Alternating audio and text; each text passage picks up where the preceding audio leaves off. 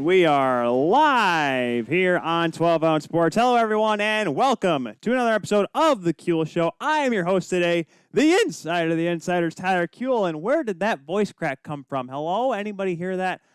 Hi, everybody. Tyler Kuehl here. We have us a wonderful show for you today on this 12 Ounce Sports on this Monday, December the 14th, because we got a lot to get to today, guys. Not just you're going to hear from me, as always, because I know y'all love hearing my voice when it doesn't squeak at the top of its lungs, but we got also a couple more people showing up this week. We had Cody Jansen last week, which was so much fun, which you can check out on the Kuehl Show's YouTube channel and podcatcher. And you notice I'm wearing a very baggy-looking shirt today if you are watching us here on 12 Ounce Sports, which, by the way, if you're watching us on 12 Ounce Sports, you are watching us on YouTube, Twitter, Facebook, or possibly even Zingo TV. If you want to sign up on Zingo TV, if you want to know what that is, it's a nice little thing. You get on your Roku stick or your Amazon Fire Stick, you go on there, you plug it in, and you can watch the 12-ounce sports shows like World Hockey Report. You can talk about Pete's Power Plays, all of the great shows that there are, and the Kuehl Show on a big screen. And you go on there, you sign up using the promo code 12-ounce. That's 120Z or Z. Go on there and watch on the big screen on Zingo TV.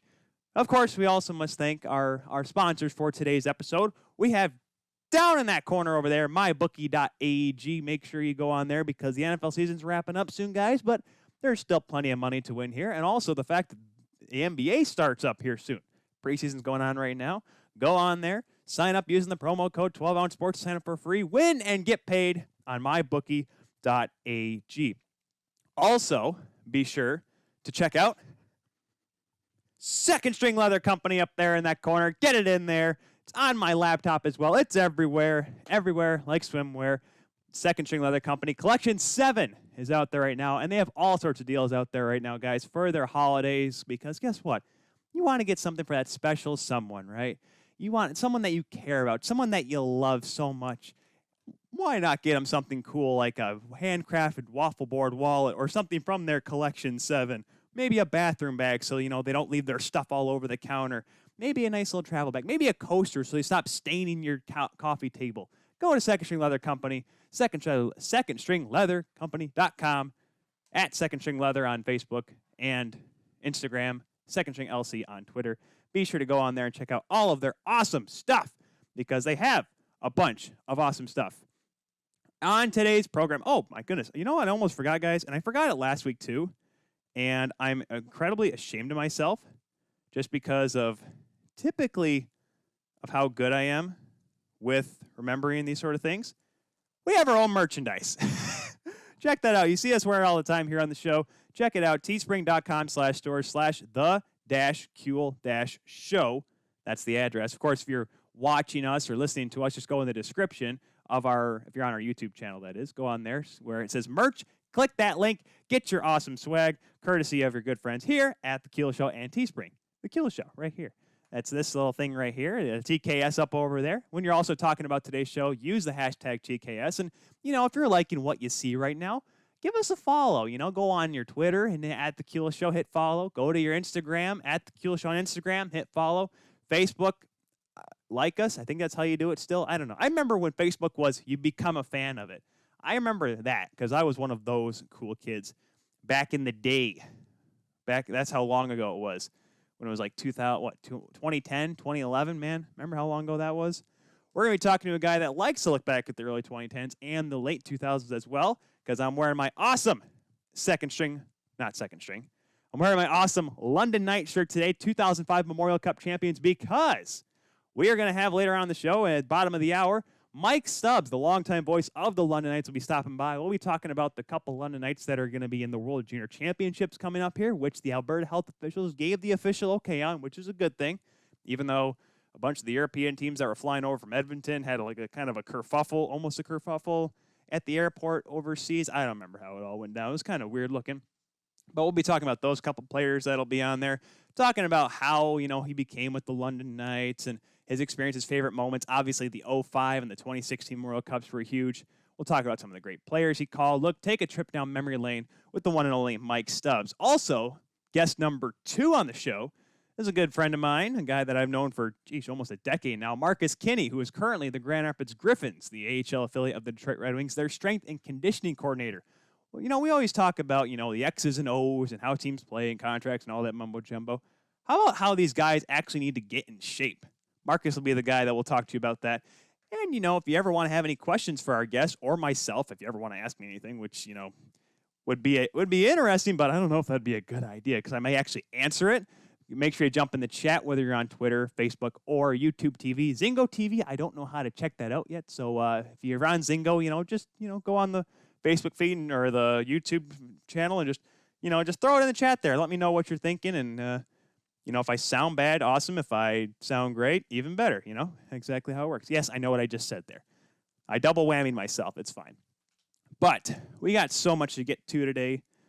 I'm already out of breath. I'm about like an hour, 7 minutes into the show, I'm already out of gas. This is kind of how I felt after doing color commentary. I was actually able to do, on Saturday, my first broadcast. Well, part of a broadcast. I was doing the Ferris State hockey game against Bowling Green last Saturday with Harrison Watt up there in Big Rapids. And it had been the first time, guys, since my birthday, February 22nd, a week before I got married to Kelly, who I believe already left the house already because she works tonight, which is great because, she doesn't have to hear me yell. But before that, it was the last time that I actually broadcasted a game. That I actually been inside a rink in an arena since then. I'll tell you, I miss it. Guys, let's put it this way. There have been children that have been born since the last time I've been in an ice rink. That's how long it's been. So it's kind of more of a relieving feeling to be part of a broadcast and talk hockey with Harrison. We always talk great stuff here when he comes on the Kuehl Show. But it's different when we do we do it live here too, but we do it live in action because that's like his domain. I have to abide by his rules, which makes it a little bit interesting. And if you guys follow me on Instagram at TJKU29, you can see actually the video or also on Twitter as well. You actually would see the video of how we were set up. There was like a wall dividing us. Like we weren't even looking at each other. It was kind of unique, kind of funny, but it worked out in the end. So first topic of business today, because also, of course, we got the college hockey scoreboard coming up later on, a couple other things, but we're going to talk a little bit about the NHL today. Even though the two guests we have on have not nothing to do with it. I mean, Mike Stubbs is the OHL, and the OHL is one of the big developers for talent that goes to the NHL, and Marcus Kinney helps train American hockey leaguers, so they hope to get to the NHL, so I guess it has something to do with them. But let's talk about the current events of the National Hockey League. First, the big one. Actually, there's two big-ish ones. One of the big ones, though, is the proposed realignment for the National Hockey League. Now, we talked about it before, the possible coming of a Canadian division, which seemingly so is going to actually happen, which I'm all for, right? I want to see the 7 teams in Canada. I mean, this is one thing because of the fact that teams can't travel right now. You can't cross the border freely, even though, yes, today will be going down as history as the COVID vaccine day. And for those that don't really follow the news that much, the big Pfizer vaccine is getting produced and shipped out of Pfizer's plant down in Portage, which is near Kalamazoo, about an hour south of where we are here for the Kuehl Show. So it's kind of a big deal. But, I mean, obviously that's a good sign that there's something. But it's not going to change the fact that by the time the NHL season wants to start, the border is probably going to be closed or very limited in travel, and there's going to be a lot of regulations. So you're going to have an all-Canadian division. Now, while nothing's been set in stone yet, there's been talk and a pretty good feeling for everyone that it's going to be an all-Canadian division. Now, how the Central and West are going to work, we're going to get to that in a second. That's still a little bit hazy. The Eastern Division, seems pretty well set in stone. So let's go with the Canadian division. You have Ottawa, Montreal, Toronto, Winnipeg, Edmonton, Calgary, Vancouver. And unfortunately, it's funny, we talked to Cody Jansen last week. It would have been great to get his point on this. The fact of having an all-Canadian division, which means you go coast to coast, because there's a lot of people in St. Louis that are complaining right now. Like I said, we'll get to that. But they have nothing on the fact that Vancouver and Montreal will, if they play a 52-game schedule, play at least, 6 times at least? And that'd be 3 and 3, of course. 3 in Vancouver, 3 in Montreal, or Ottawa, or Toronto, the Eastern Seaboard. I chuckle at it because everyone complains about, oh my goodness. And this could be entirely East Coast bias to our Western listeners and viewers. I am okay with, I don't think they have the right to complain about a 4 o'clock start if you're a Vancouver fan, or if you're out in Alberta in mountain time and complain about a 5 o'clock start. I'm sorry. Some of us have to work in the morning, so if the Leafs or, Ottawa, if you're an Ottawa fan or a Montreal fan, you guys have to go out to Vancouver and a 10 o'clock puck drop. I'm sorry. That is rough. I cannot do that every single time. That's why I'm glad whenever the Leafs do their West Coast trips, their Northwest Canada trip, they play their 2 games in Alberta, which are around 9 o'clock puck drops because they're mountain time. And then the Vancouver game, or whatever the Saturday game is played 7 o'clock Eastern time, so either 4 or 5 o'clock local time out west. The California trip always sucks because they don't give a rat's behind about Canadian viewership. They're like, we're playing at 7 and 7:30. That's how it always is.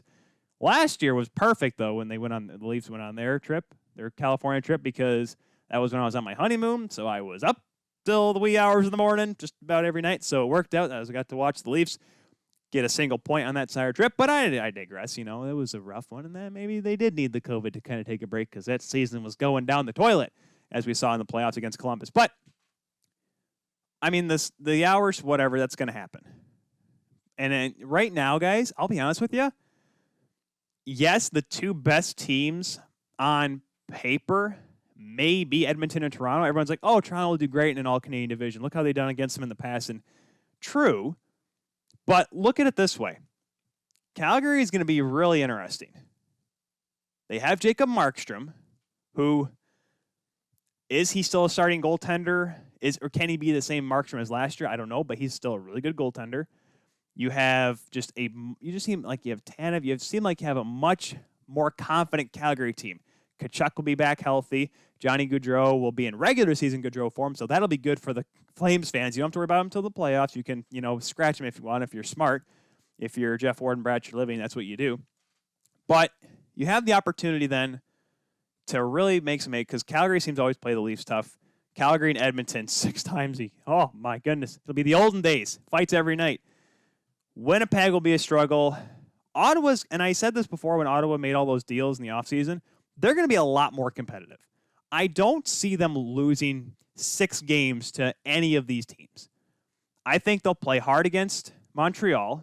Montreal, who's supposed to look better as well. They seem like they can make a run at something. You have Winnipeg, who has Hellebuck, who has the Vezina Trophy winner, and that's it. Hellebuck will win you some games, but I don't know I wouldn't pick Winnipeg to be my top 4 as of right now. Obviously, between now and the beginning of the season, whenever it does start, it'll be interesting. Because as of right now, players are starting to report into their respective cities so they can, quarantine, isolate themselves, make sure they're, test negative for the coronavirus so they can begin training camp. Because all signs are pointing towards the season starting next month. Now, whether it be the 13th, whether it be the 15th, whether it be the 30th, whatever, the season is right around the corner. So I think we'll make those predictions when we get an official date. That's when hopefully we'll have Alex here to really dive in and pick who is going to come out of each of these divisions on top. And, of course, our good friends at Kuhl Quest and my dad. So my dad and my stepmom, Colleen. Hi, Colleen. To remind myself to ask Mike Stubbs about Colleen, because Colleen and Mike actually have crossed paths before. So where I look at now, let's go to the east. Well, like I said, we'll go east to west. The sun rises in the east, sets in the west, guys. Come on. Don't you guys know the saying? Boston. So the east will be Boston, Buffalo, New Jersey, New York, both New York teams, Philadelphia, Pittsburgh, Washington. So this one points all towards Boston, and Boston and Washington, and Washington doesn't even seem that tough. And I've said this, guys, the only reason why Washington keeps winning the Metropolitan Division is because Carolina just doesn't seem like they can put in enough together against teams like in the regular season, against Washington, against the Islanders. They just seem to somehow kind of falter in that, and they fall to second or third in their division. Washington, and while everyone in the Metro seems to make the playoffs nowadays, it's gotten weaker and weaker as the years have gone on. And I don't think Washington's gotten any stronger. Listen, guys, Henrik Lundqvist is their starting goaltender. Samsonov, seems to be their number 2 or maybe their 1B in this scenario. So Washington may not win that division, guys. And with Boston, you lost Torrey Krug, and that's about it. Chara still remains unsigned. He may play. Now with it being a shortened season, he may be more okay with that because he kind of space himself out a little bit. He doesn't have to play as many games, not as many minutes. I don't know how you don't pick Boston. The Islanders will be good. Rangers will be better. Flyers, maybe the Flyers will be a team that are in the top 2, maybe top 3 because of how they played last year, how they finished the year last year. They could have easily, had the season gone 82 games last year, guys, there was an opportunity for the Flyers to win the division. Carter Hart was looking good. You had guys like Jakub Voracek and Travis Konechny. Like the up and down that lineup, that team was really, really good. And it's a shame they just couldn't make it out of that second round. They ran into a good Islanders team. I thought they were going to play a little bit better. Keep your eye on Philadelphia for this one. Pittsburgh, however the playoffs work, if they have to make the top 4, maybe. I just don't know if the Rangers and New Jersey's not ready to make any progress yet. Buffalo, you would think, with Taylor Hall and Eric Stahl, Evander Kane, San Jose. I think Buffalo will be better, but if you're only going to allow 4 from each division, it's going to be tough I believe, to jump, unless Pittsburgh's going to take a dive this year. If Tristan Jarry doesn't play like the goaltender they expect him to be there in Pittsburgh, if Jim Rutherford made a bad call there getting rid of Murray or allowing Murray to go, then maybe Buffalo jumps Pittsburgh. And for the second time in his career, the Penguins missed the playoffs in Sidney Crosby's time. Let's move on over to what's considered the Central Division. Carolina, Chicago, Columbus, Detroit, Florida, Minnesota, Nashville, Tampa Bay. And I forgot who tweeted out. Someone said, who's ready to see, Tampa go 50, 46-6 or something like that, something ridiculous because of their weak division. Maybe it's 56 games this year. I keep getting it mixed up. Whatever, 50-6. People are picking Tampa to wreck that division.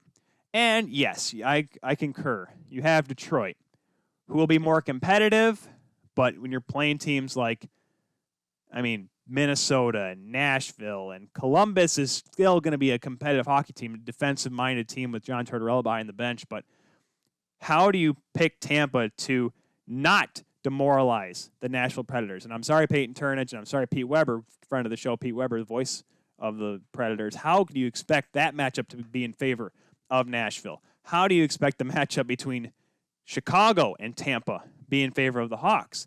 Because their goaltending situation right now is a big question mark. I know Malcolm Subban had the prospect of being a starting goaltender at one point, but he hasn't shown it at all in his time in the National Hockey League. Dating back to his days in Boston, excommunicated from Vegas. Remember, he was in this trade that actually sent Robin Leonard to Vegas, by the way, which created the whole Alan Walsh debacle, but we've already gone over that on this program.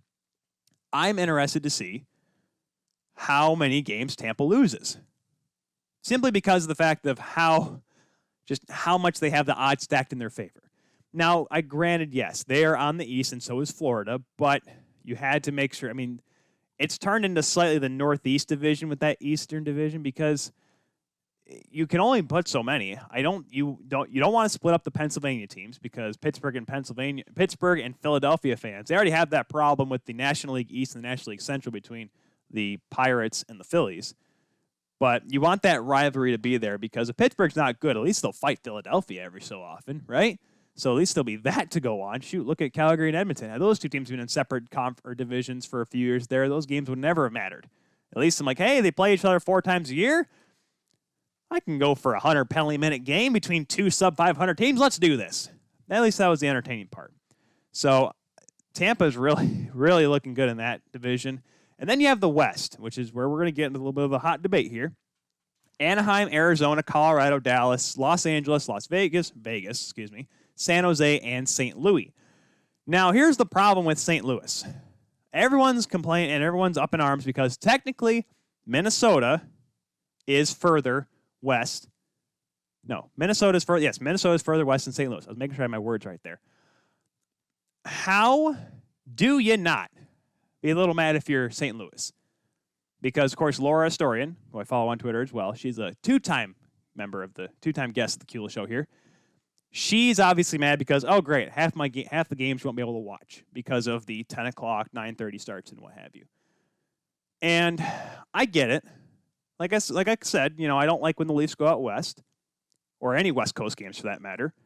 Can't watch the nightcap on Hockey Night in Canada because I am old. I'm not old. I'm getting older.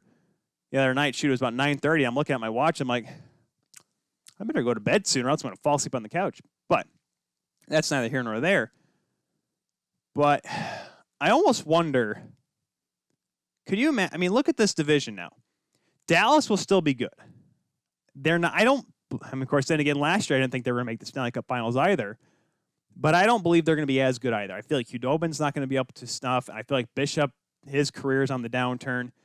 And yes, you have Ben and Sagan and Radulov, but those guys are getting older, believe it or not. Shoot, Sagan's now been in the league for 10 years now? And the California teams pose no threat to me whatsoever. San Jose may be the best team in that state. I don't know if the Ducks are going to be any good. Yeah, you have John Gibson. Okay. Winnipeg has Connor Hellebuck.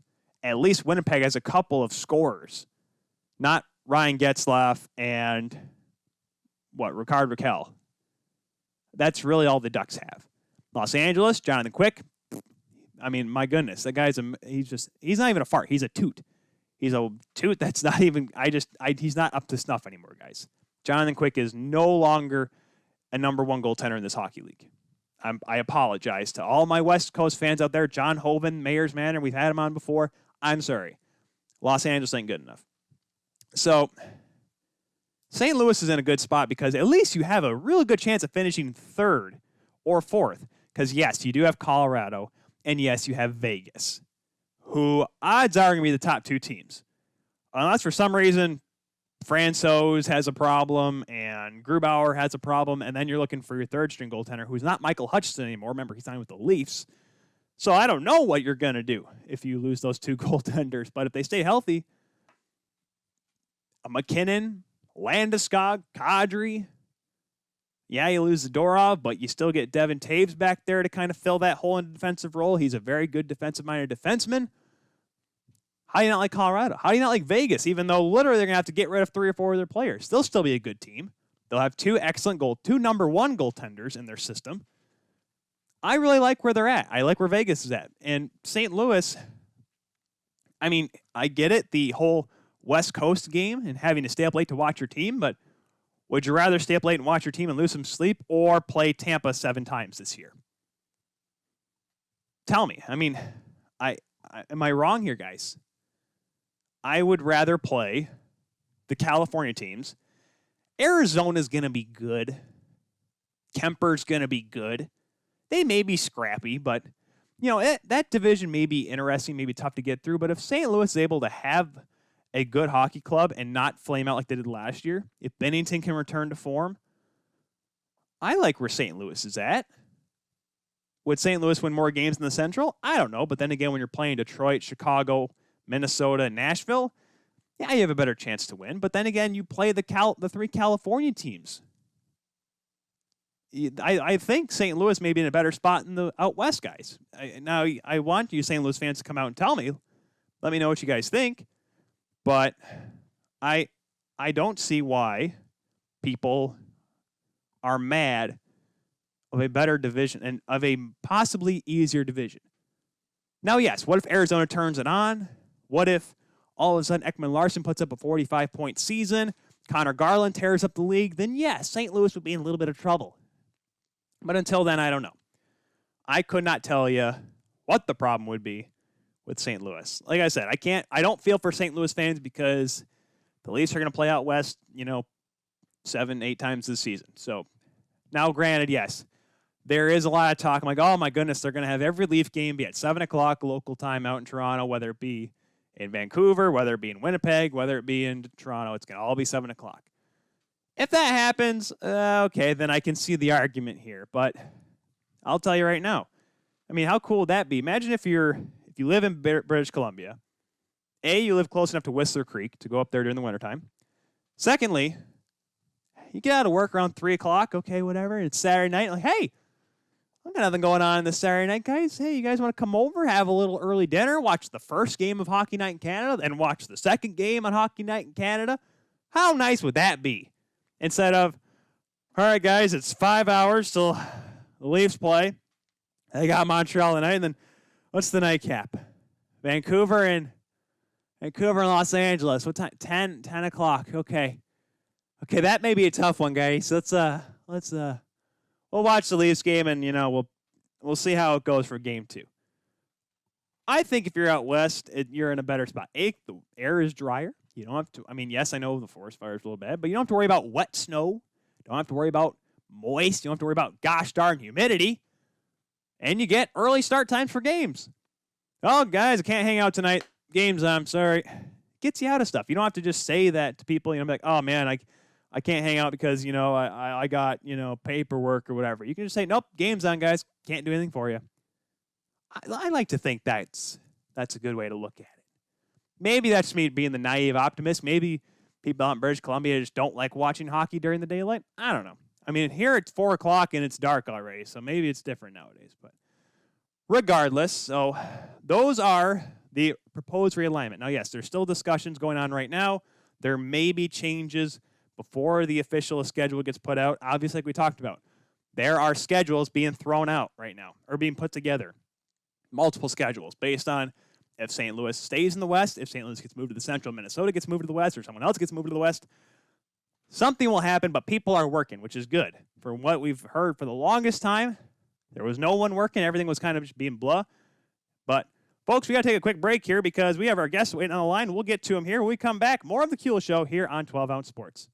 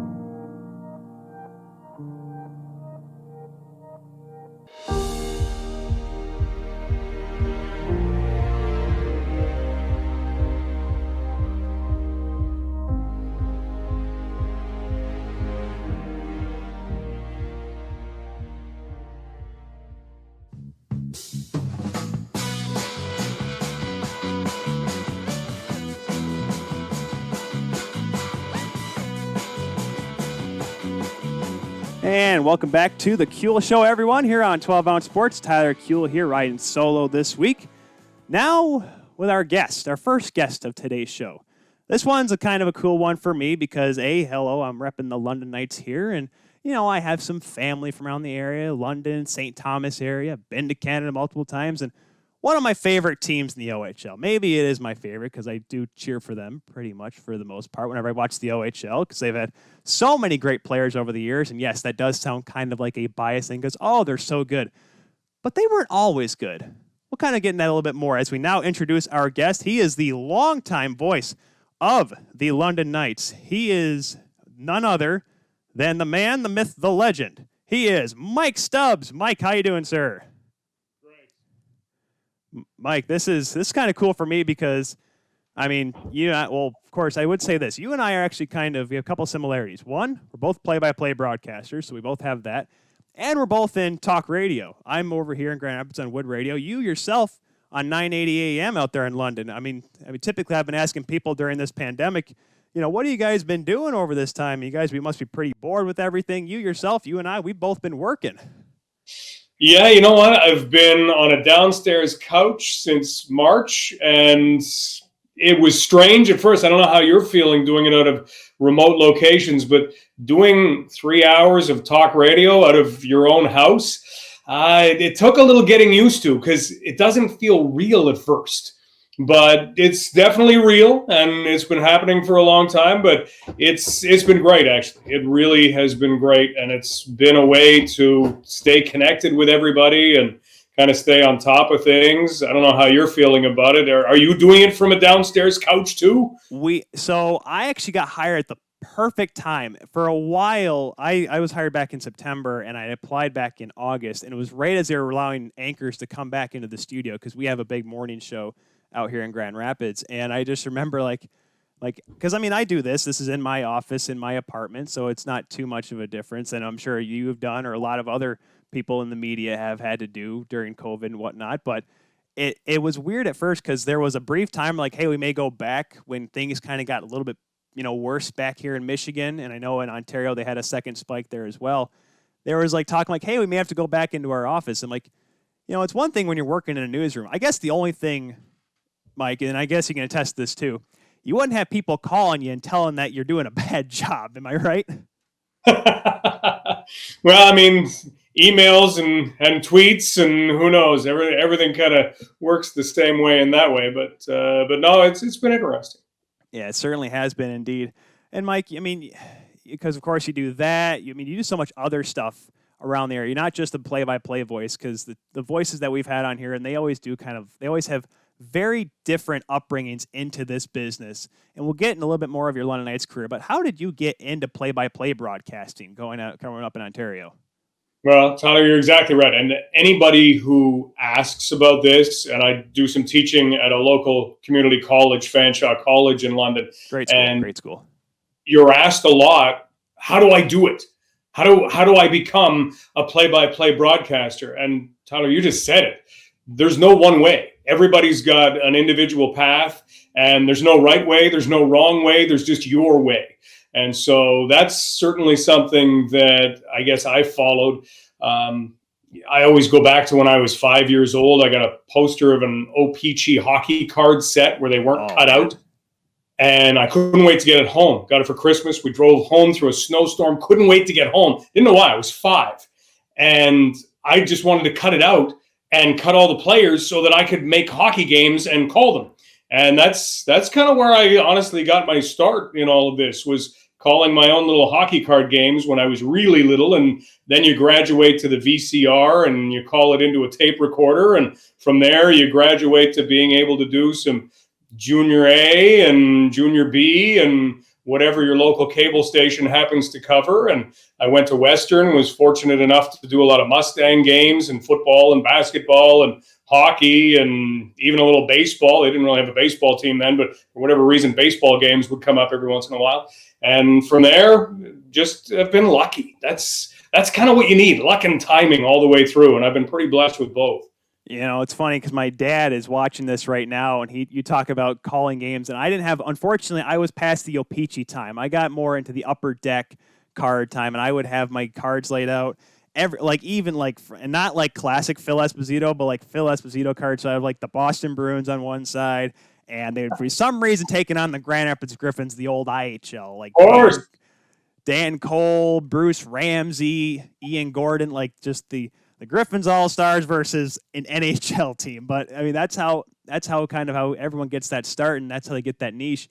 And that led to your time with the London Knights. Now, the best part, I'll say the best part, but the worst part about your story, Mike, is your first year with the London Knights. And any broadcaster can attest to, calling games for a team that, they may struggle and they may not have the best record. Mike, your first year in the Ontario Hockey League for the London Knights, who at that time had probably one of the weirdest looking logos, at least in the team's history, with the Spider Knight, or I call it the Mighty Knights because they look like the Mighty Ducks. No, Mighty Ducks colors. They had the worst year in the history, I want to say hockey in general, but I'm pretty sure there was a team like lower level junior that went 0 for 1 year, but they went 3-60-3. Mike, the Detroit Lions in 2008 had a better chance of winning than the London Knights on any single night. I mean, tell us about how, you go into the junior ranks, big time London, and that team happened.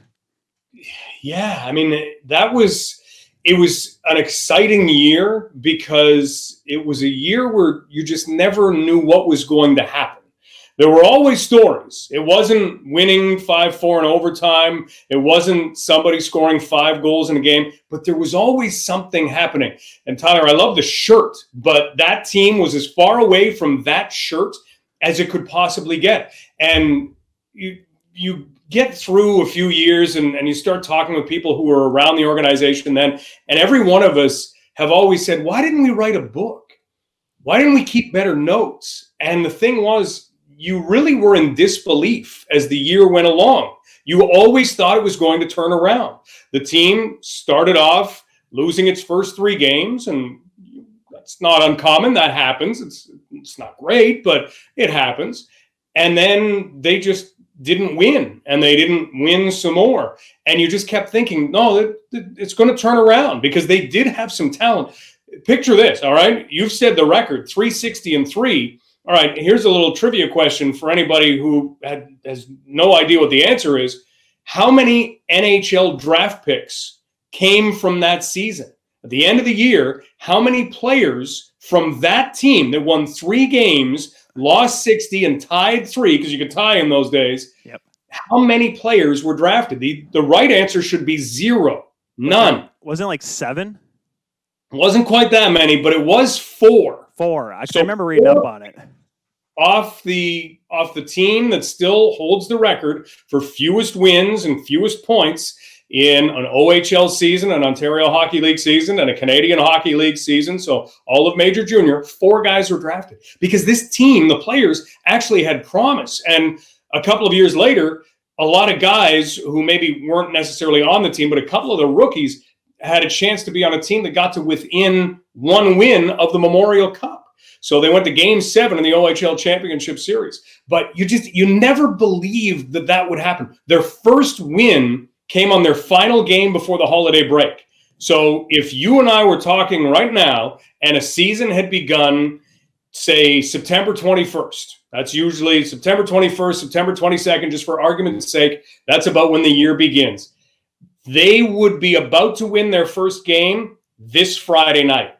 They would have gone from, and it seemed long during the pandemic, but they would have gone from the beginning of the season, roughly late September, to now, and they would be about to win their first game on Friday night. It's so incredible, because I wrote for a website covering the entire CHL one season, and yeah, you go into a couple leagues and there are some divisions that you have the top teams.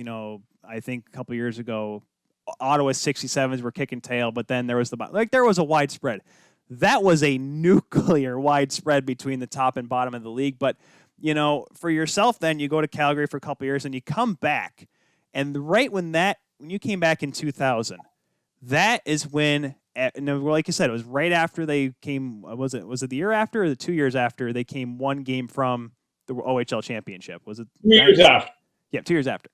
But that's when the big change happened, because that's when the Hunter brothers, along with, I believe, Basil McRae was part of that team, they bought the Knights, and that is when the franchise did a big 180 and became the powerhouse Knights that a lot of people like to point fingers on, like, oh, come on, it's the Knights, they're always good.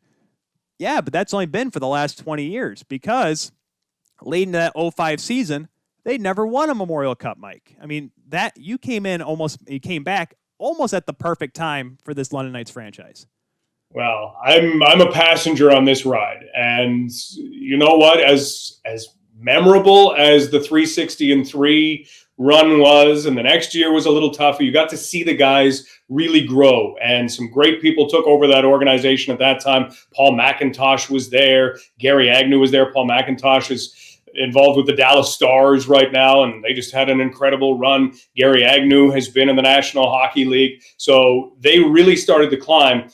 Markendale Hunter took over a team that, again, was in kind of an off year. They had to trade to fill out the roster at the beginning. They took over pretty much an expansion team, but they took it over and they poured themselves into it. And that's been absolutely the key to their success, is the two of them.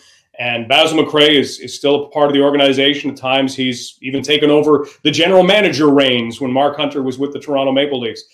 they have poured themselves into it. And they didn't know what they were getting in the beginning because they had a pretty humble start as well. They were playing in an arena that was nearing its end. When it rained outside and it rained inside.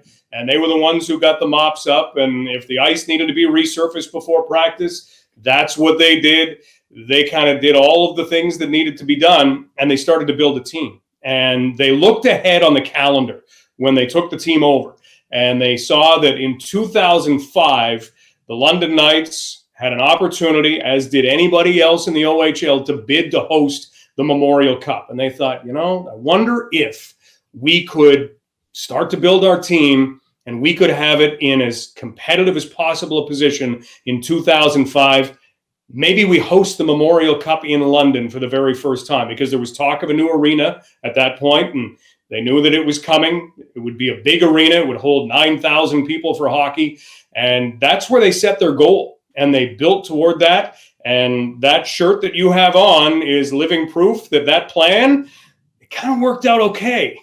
Well, that team was ridiculous. I pulled up the roster just to make sure. I mean, Brandon Pruss, Corey Perry, and yes, everyone looks at Corey Perry now like, oh, he's old. Listen, Corey Perry in London was a world beater. He had 130 points that year, Mike. I'm sure you remember. I mean, you also have guys like Danny Sever, who was awesome, Dave Boland.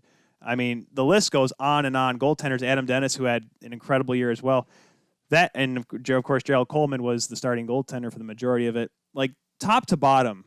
I mean, and this is why I think it almost like that's a full circle thing. Within less than a decade, Mike, the team went from 3 wins, one of the worst records, the worst record in the CHL history, to one of the best seasons ever.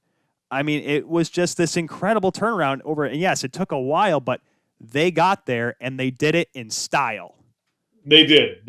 And even that team, the humility on that team, the one thing that you can always know about that particular club, just like you believed in 95, 96, when they only won 3 games, that this was about to stop, this was about to turn around, that team never let themselves believe that they were too good. That was a club that wouldn't lose. They started the year and they didn't lose. In fact, they went 29-0-2. So their first 31 games, and they had guys away at World Junior Camp, and they were still winning games because they went on a huge run. They tied the record for longest unbeaten streak to start the season, and then broke the record for longest unbeaten streak to start the season. And then you lost Corey Perry, you lost Danny Severette, Dave Boland, I think, was at a World Junior Camp. They lost some guys, and they kept on winning. And they went 31 games without a loss. And by the end of the year, they only had 7 losses in regulation. And they ended up only losing 9 all year long. And that's counting playoffs. And yet this team wouldn't let themselves believe that, oh, we got this. Yeah, no problem. They went into every game same way, business-like, let's see what happens. And there were games, there was a game they were down 5-2 after the second period to a very good Peterborough Pete's team. And they came out in the third period, and in that intermission, in that second intermission, they decided, this isn't happening.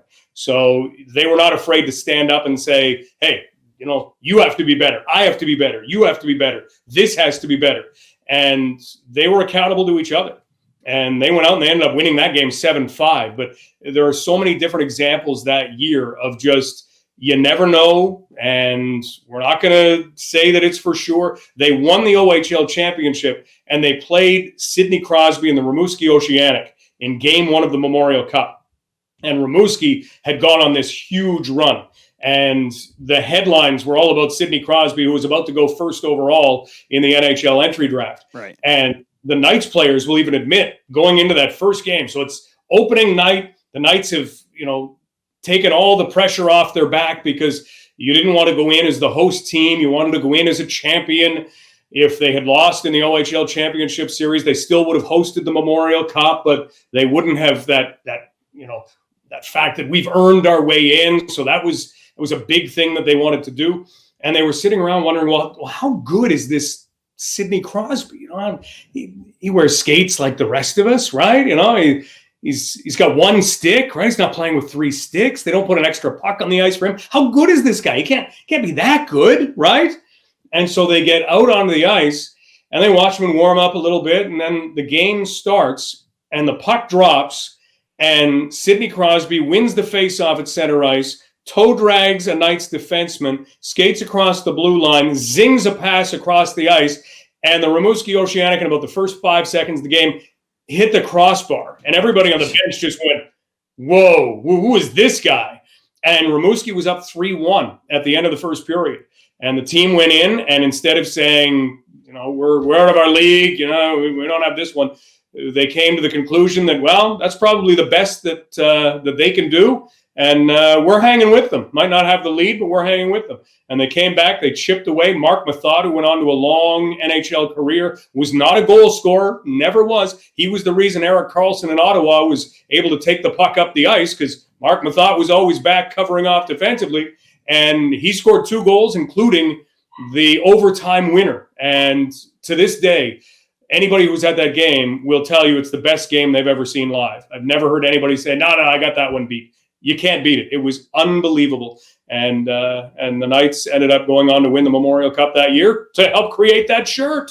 Yeah, some people, I remember watching that game. We were at my great aunt uncle. So my great uncle, who is from St. Thomas, was in the Royal Canadian Navy and lives out over here in West Michigan now. I remember watching that game on a satellite feed somehow into his house. And I just remember watching him like, man, because they kept saying the next one with Crosby. And I'm like, all right, let's watch him play. And and even in that game against London, even a little bit in the championship game, you saw what he could be and what he's going to be. And he was amazing. But I'm like, but it just seemed like London had more. And because he's still there today behind the bench, took a couple of stints every so often. But Dale Hunter, I don't know if this team, and yes, because the Hunters did buy the team and they've revamped it, Mark being the general manager for most of the time and Dale being the head coach. How do you think, like, when you talk about those teams coming back from 5-2 deficits, 3-1 down in the Memorial Cup in the first game, and being able to just stay humble and stay focused, I don't know if there's a better coach for that role than Dale Hunter. Mike, I'm sure you can attest to that. Dale is an unbelievable coach and an unbelievable person. He understands people better than anybody I've ever met, to be able to know, okay, this is what you need to succeed. Here's how I'm going to bring you to that point. He has such a keen understanding of that. And you're right. He's somebody who's not going to worry behind the bench. And the players know that. You know certain things with Dale Hunter. If you are giving effort, you are going to give ice time, or you're going to get ice time. And if something's not working, you don't have to worry about, trying to, how do we get this untracked? How do we do this? Dale he'll mix things up. If you look at 2 occasions, I'll go to another Memorial Cup. The Knights won the Memorial Cup in 2016 in Red Deer. And in the final game, it was tight. They were playing the Rouyn-Noranda Huskies. Yeah. And it was 1-1. The 2 goals came, I think it was 15 seconds apart. So it was 1-1. Rouyn-Noranda scores. They go ahead 2-1. About 4 minutes to go in the game, and it's still 2-1. And the Knights at that point, coming into that game, had won 16 consecutive playoff and Memorial Cup games. And even they can't believe to this day that kind of a streak was built, but it just kind of went one after the other. And they're sitting there on the bench, and heads are starting to sag just a little bit. And Dale just wanted to mix something up. That's the way he'll term it. He goes, yeah, things weren't working. So I just wanted to mix something up. And so in a TV timeout, the final TV timeout before the final 4 minutes are played, where the Knights need a goal, you're up against an amazing team in the Rouyn-Noranda Huskies, a goaltender who has been playing lights out in this particular game. They had Brandon Crawley come to the middle of the bench out of nowhere. He was a Knights defenseman. And he said, no, it's not going to end this way. This doesn't stop this way. This is not happening. This is not happening. Kept saying things like that. And then he went and sat back down. And Dale Hunter had been sending Christian Dvorak, who now plays for the Arizona Coyotes, out to take defensive zone faceoffs on one side of the ice. And then he would come off the ice after he won it, because he was good on faceoffs. So he'd go out and win a faceoff, chip the puck out, and he would come to the bench, and he was playing with Mitch Marner, who plays for the Maple Leafs, and Matthew Tkachuk, who plays for the Calgary Flames. They were the best line in junior hockey that year. No question. No question. So Dale looked and said, I got to do something here. Hey, Devo, stay out. So instead of coming to the bench, he said, no, stay out. So he was out there with Max Jones. Max is from Michigan and now plays for the Anaheim Ducks, and a guy named Aaron Barisha. And sure enough, Christian Dvorak won the faceoff and would have gone to the bench. That would have been it. But Dale was just trying something. Just, you're not going to give up. You're going to do something different. And the puck winds up going down the ice. Max Jones gets knocked down. Puck goes into the corner. Max gets himself back up, and maybe didn't take too kindly to being knocked down. He went beelining into the corner and threw a body check that jarred a puck free. Aaron Barisha grabbed it, centered it out in front. Who was there? Shouldn't have been there. Should have been on the bench. Christian Dvorak. And he scored and tied the game. And from there, the team will tell you we didn't have a doubt. We were going to find a way to get that other goal. They did in overtime, and they won another Memorial Cup. But that was Dale being Dale, not giving up, wanting to do something different. And he's got another perfect example. Last year, he's coaching Team Canada at the World Junior Hockey Championship. They're down 3-1 to Russia. They come back, tie the game 3-3, and Dale just standing on the bench, looking at line combinations. He looks down the bench, and Akil Thomas is sitting there. And Akil is a guy who we should get to know in the National Hockey League pretty soon. But Dale looks down, and he sees Thomas on the back, and he goes, that guy has scored big goals in his career. And so he took him from whatever line he was on, and he had him go out with two different players. And that shift, Akil Thomas gets a little tip pass, goes in, scores the game winner. Doesn't happen every time. We could probably tell stories in which it didn't happen, but Dale's willing to do those things. Put players in positions where he knows they can succeed. He'll do it as a youngster. If you're 16 years old and playing with Dale Hunter, or playing for Dale Hunter, you're not necessarily going to be out on the number one power play because you're not ready for that against 20-year-old penalty killers in the OHL. He's going to put you out in places where you can succeed. But when you're ready and he knows that he's got somebody who can make a difference, that can make something happen, you're going to be out in every key situation, and he's going to put you there. And if it takes mixing things up, that's going to happen. And the players, it almost takes a little pressure off them because they know, hey, this is happening for a reason. Boom. And usually good things happen. When you look at the Knights' record, it's proof. Yeah, I mean, it's funny because whenever I talk to people that do follow junior hockey, say, "Oh, I'm a London Knights fan." They're like, "Oh, a Knights fan." You may as well be a New York Yankees fan, at least if you're making a reference to the States. Yankees, Patriots, those references are made a lot. Well, Tom Brady's gone now, so I don't have to cheer for New England. I was a Brady fan because he's a Michigan boy, so that's the only reason I was cheering for New England. At least that's what I tell people. But it's funny. We'll get back to that 16 Cup run here in a second. But the goal by Akil Thomas, it's so because I knew him like, oh yeah, he's a great player, he's got skill, he's a London Knight guy, but typically you almost sometimes see coaches in the World Juniors try to, at least on the Canadian side that I've noticed, they'll have their guys on their team, but they'll try to almost refrain from playing them. And it's funny that you talk about Hunter saying, you know what, let's throw Akil Thomas. I know what he can do, let's put him out there. And quick side story, this was of course in January, but we were celebrating Christmas with my wife's side of her family. We're in a heated garage because we had a big party, whatever. Back when, you could have social gatherings with people and stuff like that. Remember those days, Mike? Those were great.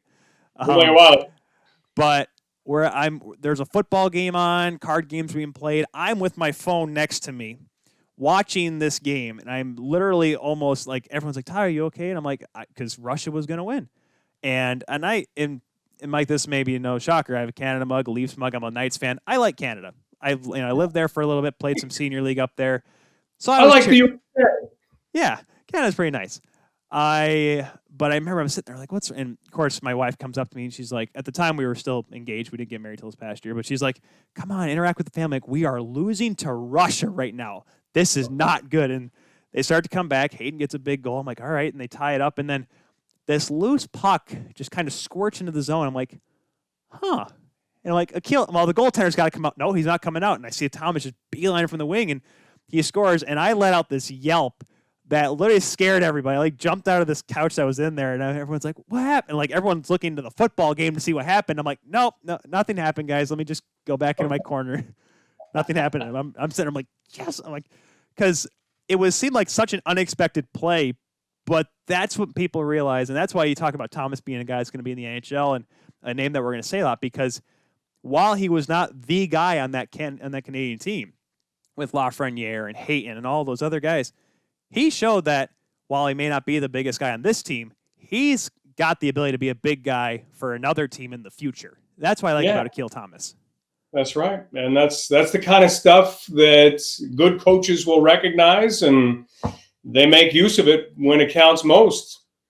And so now the back to that 16 team, because I remember watching that game against Ryan Aranda, and I'm like, because that would have been the Huskies' first championship, it would have been a big deal for them. But I'm like, once again, I'm cheering for the Knights, and I'm like, I see Tkachuk and Marner. Of course, I knew Marner because he's going to be on our team here soon. This guy's going to be something. And the year before in 16, or that year actually in the World Juniors, it just seemed like it just didn't click for Team Canada. I'm like, but here's his opportunity to kind of redeem himself.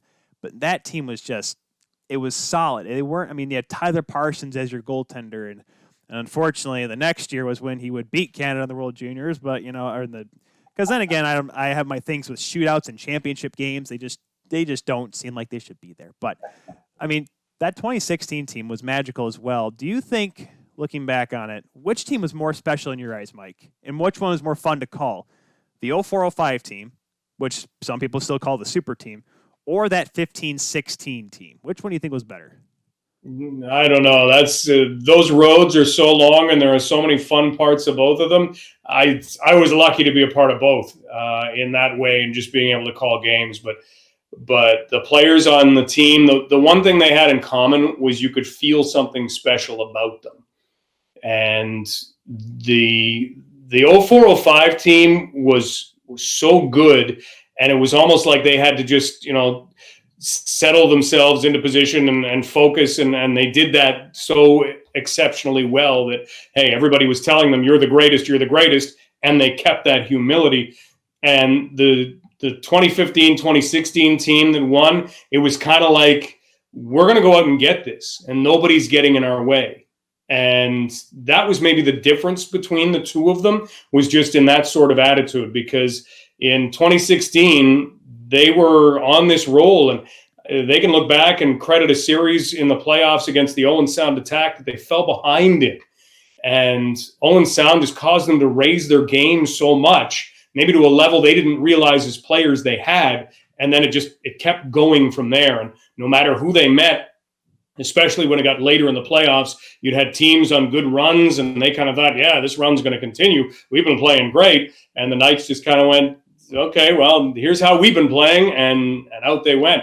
And you're right, Tyler Parsons in net was tremendous. That team was so incredibly deep.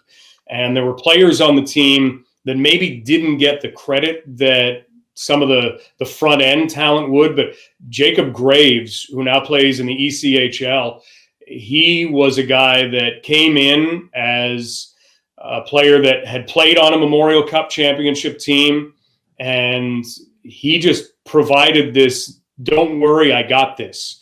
And Matthew Tkachuk was another, don't worry, I've got this. And it's something that just reverberated through the entire team. And you need players like that. If you look at the two teams as maybe different as their approaches were, the one thing they had in common, they had a guy for anything, and they could play any way you want. You want to play and hit, we can hit. You want to play skill, we'll play skill. And they could do that. Maybe the most fun story about the 2016 team is there were 7 players, or 7 people, let's say, 5 players and a video coach and another member of the team personnel who thought for 7 seconds that the Rouyn-Noranda Huskies had won the Memorial Cup, because the place was jammed in Red Deer. And you had players, one of them was Evan Bouchard, who, when the NHL season gets going, could very easily be on the Edmonton Oilers. Alex Formanton was another one. He could play for the Ottawa Senators this year. We'll see. He had a great year last year in Belleville for the Baby Sens. And they were down in the Knights dressing room. And you had the Knights video coach, Rob Wilson, and you had Joey Poljanowski, and he's now with the Arizona Coyotes, and 5 players who were not dressed for that game. Alex Formanton had been brought on the trip just to kind of see what life was like at the Memorial Cup. Just they knew he was going to be a great player. Here's how players at this level prepare. It was one of those trips for him. He didn't play in a game, practiced a little bit, and they were watching on the video feed. So picture this. The video feed, the TV feed is 7 seconds behind. So there's a 7-second delay. So you can go back and watch the game-winning goal in the Memorial Cup. But Rouyn Aranda dumps the puck down into the London Knights zone, really deep. And then all of a sudden, the guys underneath in the dressing room hear this big cheer. Oh. And thinking, we lost. Because, there's a 7-second delay, sure, on the TV, but there's no way you can get down the ice in 7 seconds, and we lost. And then they watch on the screen in complete disbelief, thinking this is over, just waiting for the puck to go into the into the Knight net and see Rouyn Aranda celebrate. But Olli Juolevi tips a puck to Aiden Jamieson, and Jamieson turns and starts to come out of his zone. He gets almost to the blue line, and Matthew Tkachuk had been caught up ice on that play, and the bench had been yelling, "Hey, get back, get back, get back." And he was just charging to get back. And all of a sudden, the Knights had control of the puck. And it was, no, go, go, go, go. And starts skating up the wing. And Jamieson puts the puck on his stick. And Tkachuk skates across the blue line. And he does this little move where he drags the puck into his body so that the goalie can't see where it's coming from. And then he just snapped it at the net right as Christian Dvorak skated in front of Chase Marchand in the Rouyn Aranda net. And that puck went in, and the Knights won. But for those 7 seconds, the guys underneath thought we lost. And then their celebration might have felt a little bigger knowing that. Oh, man. I remember that play because I knew Tkachuk was going to be a great player. I knew he was going to get drafted high. He had the tools to be an outstanding NHLer. But that shot made me say, I'm like, that's an NHL shot right there. That guy is going to be something. And I like to think I was right. But then again, that was back when I was still playing. So I didn't know much about analytics or projecting players. But, Mike, you've been doing this now, like we talked about. Your first year was 95, 96. You came back in 2000. So safe to say you've been around the OHL for an extended period of time. A couple of quick little fun questions here. What is, going on the road, going to so many different arenas, for me, doing college hockey here and following college hockey, get to go to rinks around the Midwest. They're fun to go to because the atmosphere and whatnot. But what, in junior hockey, because I'd been to the Dow up in Saginaw, been over to, now it's called Dort Financial. I remember when it was, I forgot it was Perani Arena back in the day, now where the Firebirds play. What rinks really stand out to you? Is there a rink on the road that you go to and you get excited to go to it every time you go with the Knights? Yeah, there are a couple. It depends on the rivalry. You mentioned Saginaw. That is the best smelling arena, not just in the OHL, in the world. They have these candied almonds that they get going. Oh, the whole rink smells like them. And Flint is just an amazing spot to go, simply just for the hospitality. Dom Hennig, who runs the show there, yep. he needs some big credit because, you feel like you're walking into your own home. It's a great spot. As far as maybe rinks in the OHL, in the Ontario part of things, I'd have to go with Kitchener. London and Kitchener, because of some playoff battles recently, they draw out the best in their fans. Both fan bases want to win. It's kind of like the Michigan-Ohio State or, you name it. Michigan has all kinds of different ones.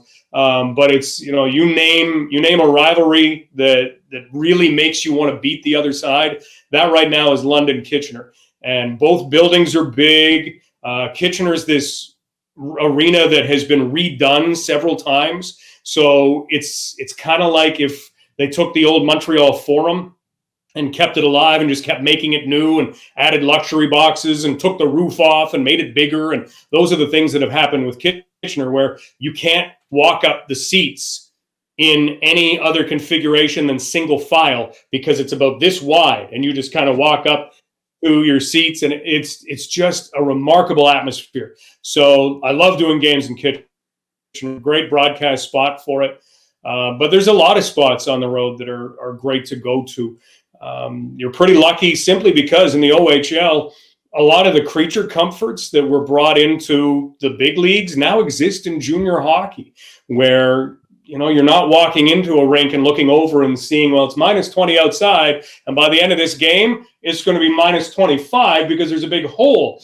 It's not like that. They're beautiful rinks. And even the ones that maybe are a little bit older have this amazing history to them. Sudbury plays at their original rink, but it's a barn. And you look up and it's wood, and it comes to a point like this. And it still has a wolf that comes out on a clothesline and howls every time the Wolves score. So they're just these little things that have been kept alive even in those rinks. So just being able to go out and tour around, every rink's got their own little subtleties. Every fan base does. And yeah, it's a pleasure. It's an absolute thrill. I will say this, because I lived where I played hockey in Canada. I played in Lucknow. So about an hour, about 15 minutes north of Goderich, about an hour west of the Waterloo Kitchen area. I've driven outside the War Memorial. Never been inside it. I'd been there a couple times because that was the only good place. Believe it or not, Lucknow was so small, Mike, that you had to go you either drove to Listowel, which was okay, or you went to Kitchener to get your skates done, because that's actually where they kind of knew how to work skate sharpeners over there. So I'd seen it, and you could definitely tell it looks like one of those rinks that just has that amount of history. But then again, the Kitchener Rangers have been around for so long. But it kind of brings me back to one rink that I still love to watch games in, and maybe it's because this was an NHL rink for a couple of years, is the Ottawa Civic Center. Does that now because I've never been to Ottawa, unfortunately, yet. Does that rink have like that nostalgic feel as some, like you say, a Kitchener? Or, I mean, I know it's in the East, so you guys don't go to it a whole lot, but is the Civic Center kind of still a cool rink to go to, or does it look like one of those rinks where it's like, all right, the 67s need to fix this? Like, what do you think about Ottawa? You want to know what the coolest part about the Civic Center is? It is that it's in Ottawa. In Ottawa. Ottawa is a great town, but it's under the football stadium. So players pull in and they will think, this is the rink? No, there's a football stadium right here. Where's the hockey rink? But the rink is actually underneath the stands. So you have one side of Ottawa's rink that only has a tiny little lower, I won't even call it a lower bowl. It's a lower strip, because the stands for the football stadium are coming up above it. And then it gets big all the way around the rest of the way. So it does have some nostalgia. I think maybe the neatest part about Ottawa used to be, they don't use it anymore, but the broadcast area, because you would go up and you'd have all kinds of pictures of the Senators, and you have beautiful booths and all sorts of things. So maybe it was that. It does have nostalgia, but I grew up in that area. I kind of remember it from going to see 67's games. But it's always been the 67's rink. Even when the Senators played there, they played there for a little bit. And then the 67s actually went and played in the Senators rink for a couple of years while they were redoing the football stadium and part of the hockey rink. So, yeah, it's a neat spot, just because you've got to see how they fit a hockey rink that holds 10,000 people underneath a football stadium that holds about 30,000. Right. And that's kind of the crazy part, because I remember, because you lived in Carleton Place, right? Or right over by there? Absolutely. Yeah. And I had a couple buddies of mine that played over, played at Davenport with me over here in West Michigan that were from Smiths Falls. So I have an idea about like this, I call it the CCHL footprint up there. And they tell me about how Canada and whatnot. And I was always the funny about the Civic Center, because that's where the cameras are. They're ones that point at that strip across the rink. So it looks like, man, this thing is like a little public shack or whatever. But like you said, it comes around like that. And I guess since you grew up in that area, I got to ask you this, because my dad for some reason is still a Senators fan, even though the Griffins and Senators cut ties 100 years ago. Do you think, kind of an off-topic question here, do you think the Senators need to move downtown to Ottawa? Do you think that's needed for that franchise? Just kind of an out of the blue question. Yeah, I would say yes, and I think you'd find a lot of people in Ottawa that would say yes. At the time, it sounded perfect, but you know what? There are so many designs right now that look perfect. If you go to Saskatoon, you fly into Saskatoon and you land at the airport, and the only thing near the airport is the hockey rink, because it was thought That was when there were rumors that the St. Louis Blues needed a new home and that they might move to Saskatoon and become the Saskatoon Blues. And the idea was put the rink out in the outskirts kind of thing, have it out by the airport, a hotel will be built, all this stuff will happen. You can't possibly fit it downtown. There's nowhere we can put it downtown. No one would go. There's no parking.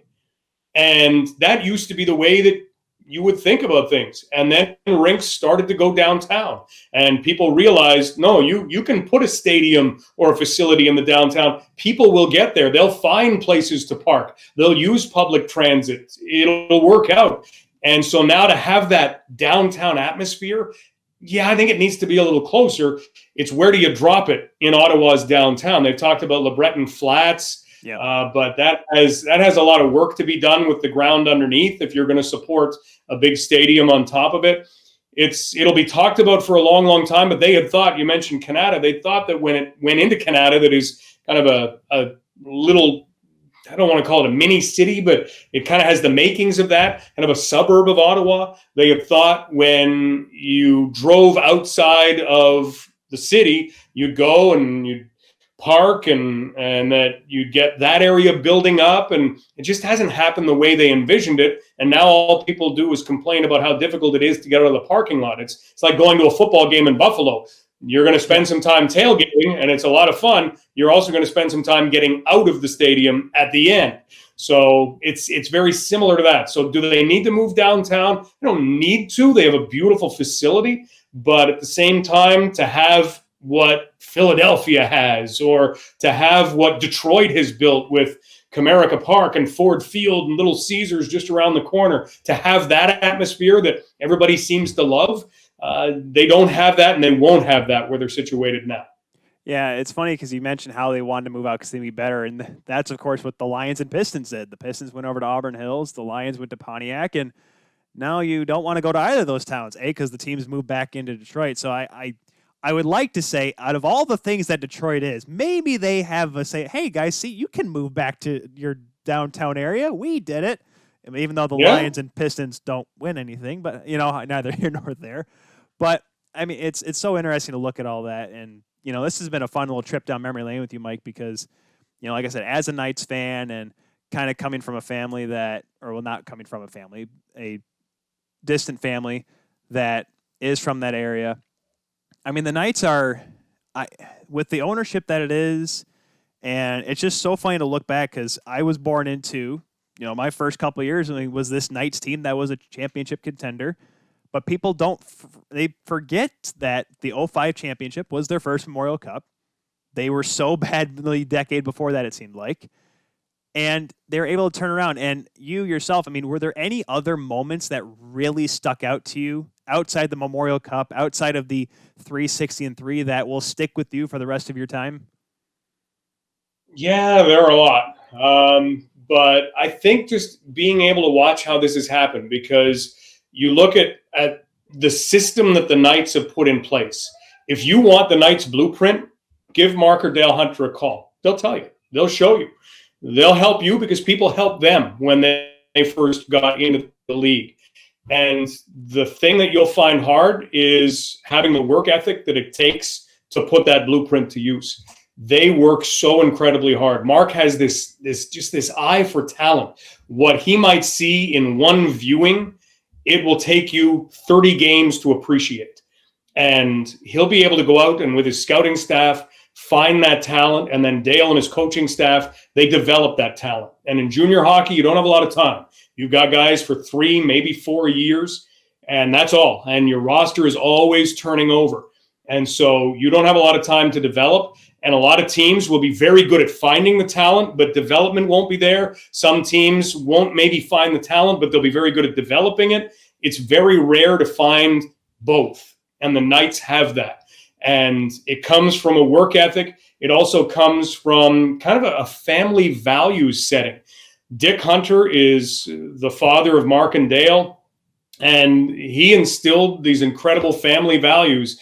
They grew up on a farm. Everybody had to work hard. There was, it was work hard from dawn till dusk if it needed to be done. Whatever had to be done, they would do it. And that's kind of the attitude that they've brought in. and nobody's any bigger than anybody else. It has to be a team of equals. And that's something that they certainly stand by. And they'll teach you, if you need to know how to play hockey to make it to the next level, they'll teach you that. And that's proven in the number of players that come out of the Knights organization and wind up in the National Hockey League. But they're still as proud and just as proud of the players who come out and become doctors, or the players that come out and, become pharmaceutical salespeople, or you name it. It's amazing what the time that you get in junior hockey, because it is as difficult a time as it is in balancing hockey and school and maybe a social life as a teenager. Wayne Gretzky always says, you have those three things: hockey, school, and a social life.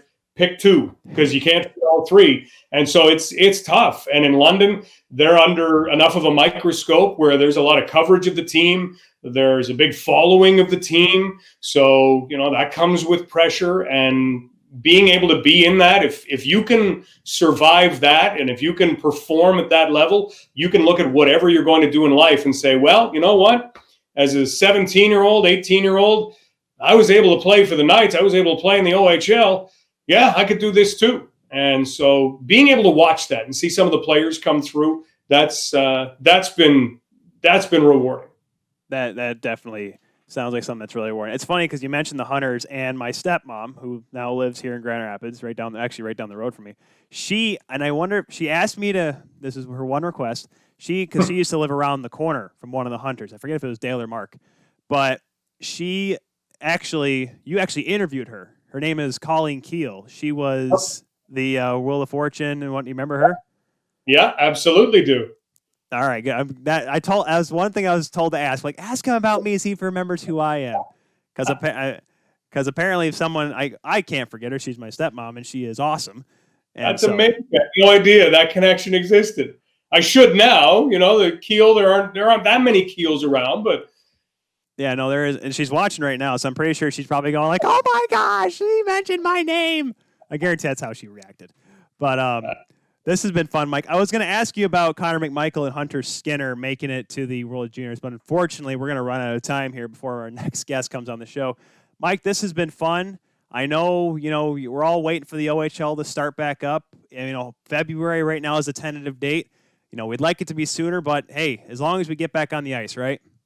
Yeah, we'll see what happens. We've got to do all the things we're asked to do, and here's hoping that all these numbers everywhere can come down a little bit, and that guys can get a little bit of a season, and give us a little bit of an escape. Sports is always that toy store, that recess, the escape, and I think we're all due for a little junior hockey flavored escape. I concur with you 100% there, Mike. We've been talking with Mike Stubbs, the voice of the London Knights, for over 20 years now. Mike, take care, stay safe, and hopefully we hear you on the air soon.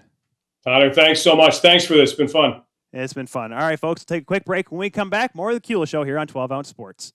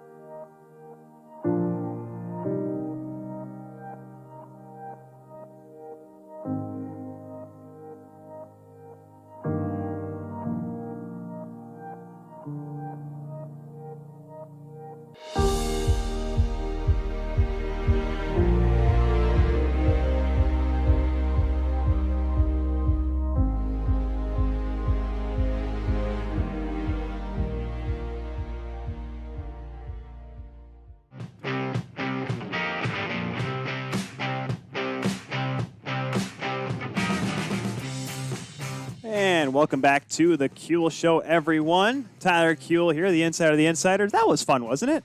Mike Stubbs, the play-by-play voice of the London Knights, a guy that I've thought about getting on the show for so long, but I was never sure. He's one of those guys that you're like, Oh, he'd be a cool guy to talk to.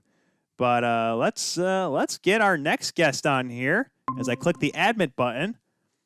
Ladies and gentlemen, if I get him, there he is. Oh man, look at this guy. Marcus, I think your mic is off. Oh no, your mic's not off. I gotta put my earbud back in. Hold on. There we are. Now I can hear you. Marcus Kinney, ladies and gentlemen, as I live and breathe. Marcus, how are you, sir? I was going to say, I am doing fantastic this evening, Tyler. Thank you for letting me join you. I was going to yell. I can always talk louder. Some people tend to think that I'm not loud enough, so I could always get louder. Marcus, I have so let me do a better introduction here. Ladies and gentlemen, the strength and conditioning coordinator for the Grand Rapids Griffins, the American Hockey League affiliate of the Detroit Red Wings, Marcus Kinney, joining me on the show here. So Marcus and I, Marcus, this is me. So we just talked with Mike Stubbs of London Knights. He's always a fun guy to talk to. But Marcus and I, we know each other, unfortunately. Well, he'd probably say unfortunately. But Marcus, because you came to Michigan, 2011, 2012? 2012. And him and I met at the old Barwis Methods there off East Paris. My dad actually met him because he actually brought me out there to see him. So my dad's watched this right now. Probably like, hey, I remember that guy. So, hey, Mr. Cool, what's up? So Marcus did a little bit of training with me. So I actually trained him. Now, yes, it did not quite work out professionally for me, but Marcus is a guy that got me into a ridiculous amount of shape. And I will say this, had I not trained with Marcus Kinney, I probably would never have been able to squat more than 300 pounds. I can't now, but back then I could, thanks to Mr. Marcus Kinney. So, Marcus, I will at least give you that. Well, thank you. I appreciate that. So let's do a quick little backstory here on you, Marcus. You came to Michigan. Before you started working here, have you ever visited Michigan before you moved here? One time in the early 90s, I went with some people up north.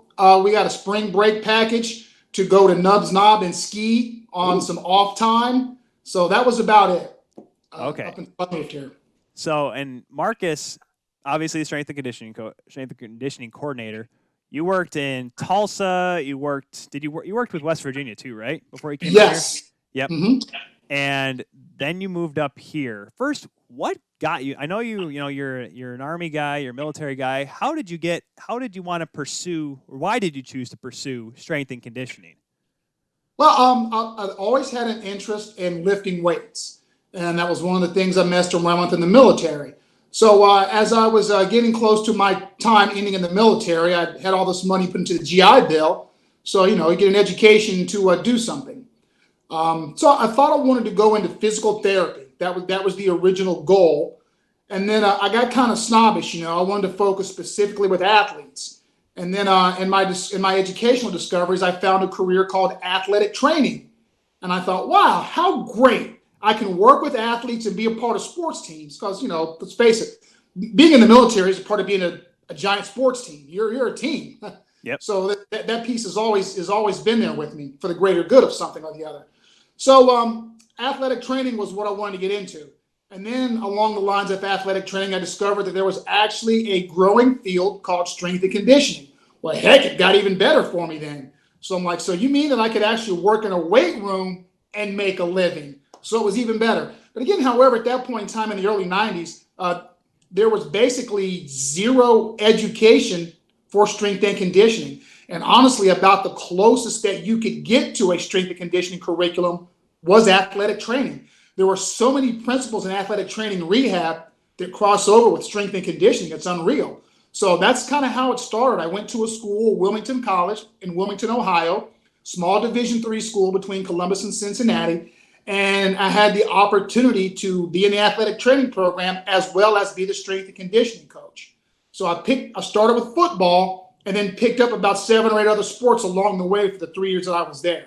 So I had a chance to read strength and conditioning literature and work on trying to put into effect everything that I was learning along the way with strength and conditioning. So it was fun. I just had like a real world laboratory. And of course, now the strength and conditioning field has burgeoned. There are a lot of colleges that offer strength conditioning as a minor. You can find that out and cobble some classes together. Still keep pushing to have that actually enacted as a major somewhere. But that's how strength conditioning came to be for me. And I think they call it kinesiology. Is I think Right. the closest thing to have to it's the closest thing to have to a degree. Because you mentioned how you started out in the early '90s, and I mean there was the fitness craze in the '80s. I mean, shoot, everyone looks at oh my God, Olivia Newton-John and her videos like let's get physical. Yes, there. Yeah, everyone remembers those because like there was that, but it wasn't like that was just getting in shape and looking strong and being muscular. There wasn't like, all right, guys, we got to play 60 minutes tonight. Let's train for that. Like there wasn't that kind of training back in those days. Like I look at old videos of Cam Neely, he's just doing pull-ups, and I'm like, oh, that's good, but like, yeah, but functionality, like I mean. Tell me how it's changed so much from those early days until now where everything is so sport-centric. Well, one of the biggest aspects I think that has helped it change a lot was it goes back to the athletic training part and injury prevention. Once you started getting some solid research in about doing some weight room work can reduce the occurrence of being injured when you compete in athletics, as well as if you happen to be injured, your recovery time is turned around a little bit quicker. So that helped, I think, really push the field of strength and conditioning to where it's going. There's an organization I'm a part of and hold one of my certifications in the National Strength Conditioning Association. And again, they were on the ground floor of getting strength conditioning put together. So again, now you have a whole separate arm now of research where there are, the people who are lab rats that love being in labs and running research have been doing all kind of research to test strength and conditioning theories, which again has been supported. So that's helped to blow the field up tremendously.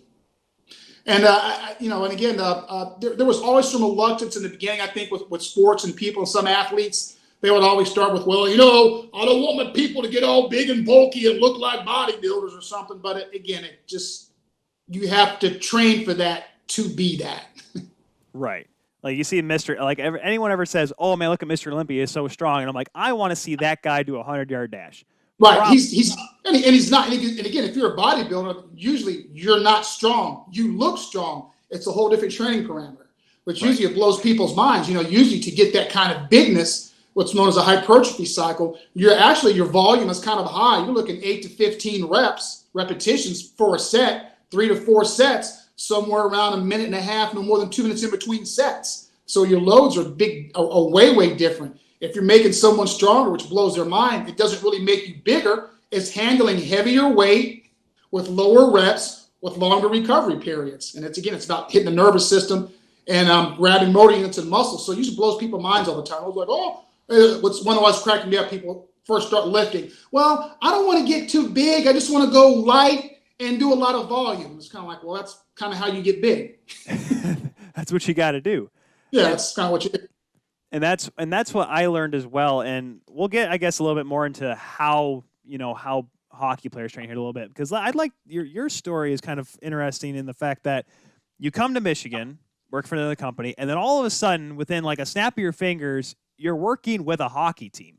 Now, yes, you're doing your side stuff as well. I know you work with a couple other schools and work with other athletes, but all of a sudden you're with the Grand Rapids Griffins. How did that all come about? Absolutely crazy. Again, it goes back to the training center. That summer of 2012, I started working with a guy named Luke Glendenning. And some people may have heard of him or know him. And then there was another guy named Chris Summers. Those two guys played at the University of Michigan at some point in time in their hockey careers. Well, again, my business partner, my buddy Mike Barr, was he and I go back to grad assistant days together at West Virginia in the mid-'90s. Mike, at that point in time, was the head strength conditioning coach at Michigan for football with Rich Rodriguez. Yep. So those guys got to know Mike during his time at Michigan. Well, of course, as the Michigan fans know, that didn't work out too well, having Rich as their head coach. And he was asked to leave, and that left the door open for Mike to go. Well, when Mike went, him and another one of our guys was a former athlete and in the company, Dan Moses, they found a spot in Plymouth, Michigan to open up a training center. So again, Mike knew those guys from there. And once we tried to do a place here in Grand Rapids, Luke, East Grand Rapids native, Chris Summers was dating a girl that was from East Grand Rapids. So I had those two guys that summer right off the bat. Mike Knuble ends up joining those guys in the summer of 2012 too. So those are my three first big hockey players.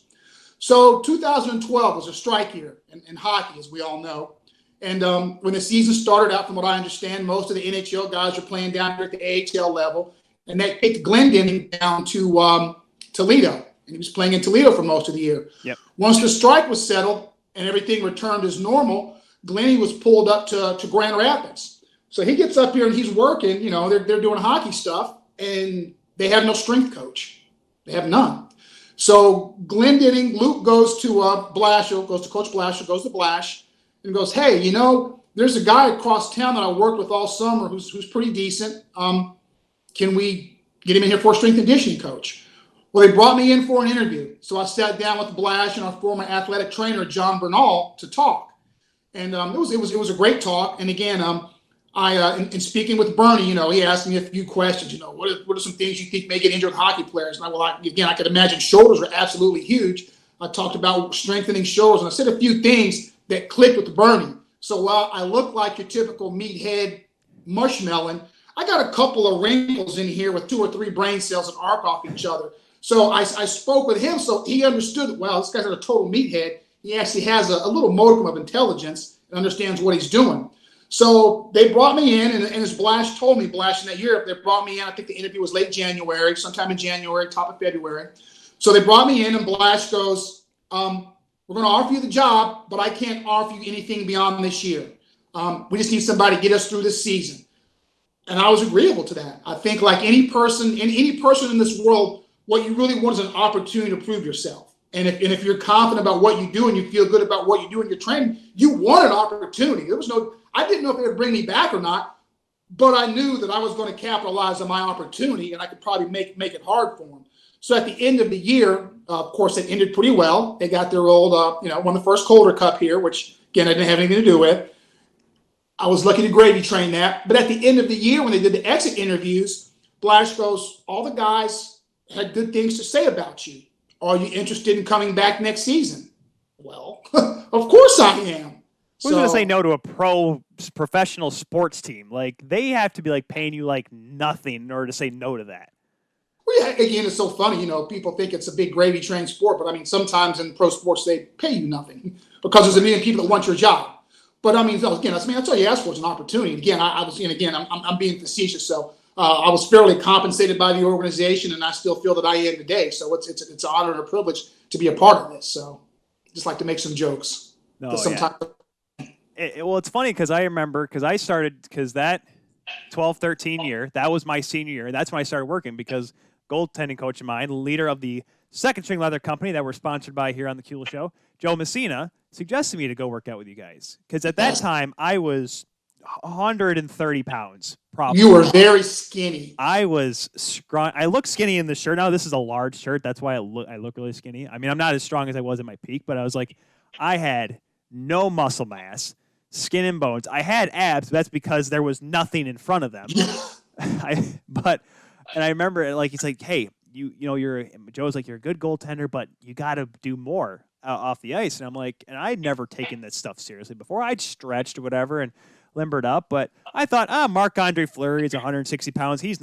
Ryan Miller, he doesn't have any weight. Like, we don't need weight as goaltenders, but I learned really quickly having to go there and actually doing that. I was like, oh, this actually helps strength training. Yeah. And I remember the first time I actually recognized the fact that you were working with the Griffins was one of their hype videos, one of their promos for the game to get the crowd hyped up. They showed the Griffins training, and it was at the facility. And I was like, hey, I know that place. I've been there. I remember the turf and that one concrete wall at the end that I'd throw the crossballs at when I'd get bored during my training because for some reason you guys just refused to kick me out if I got bored or whatever.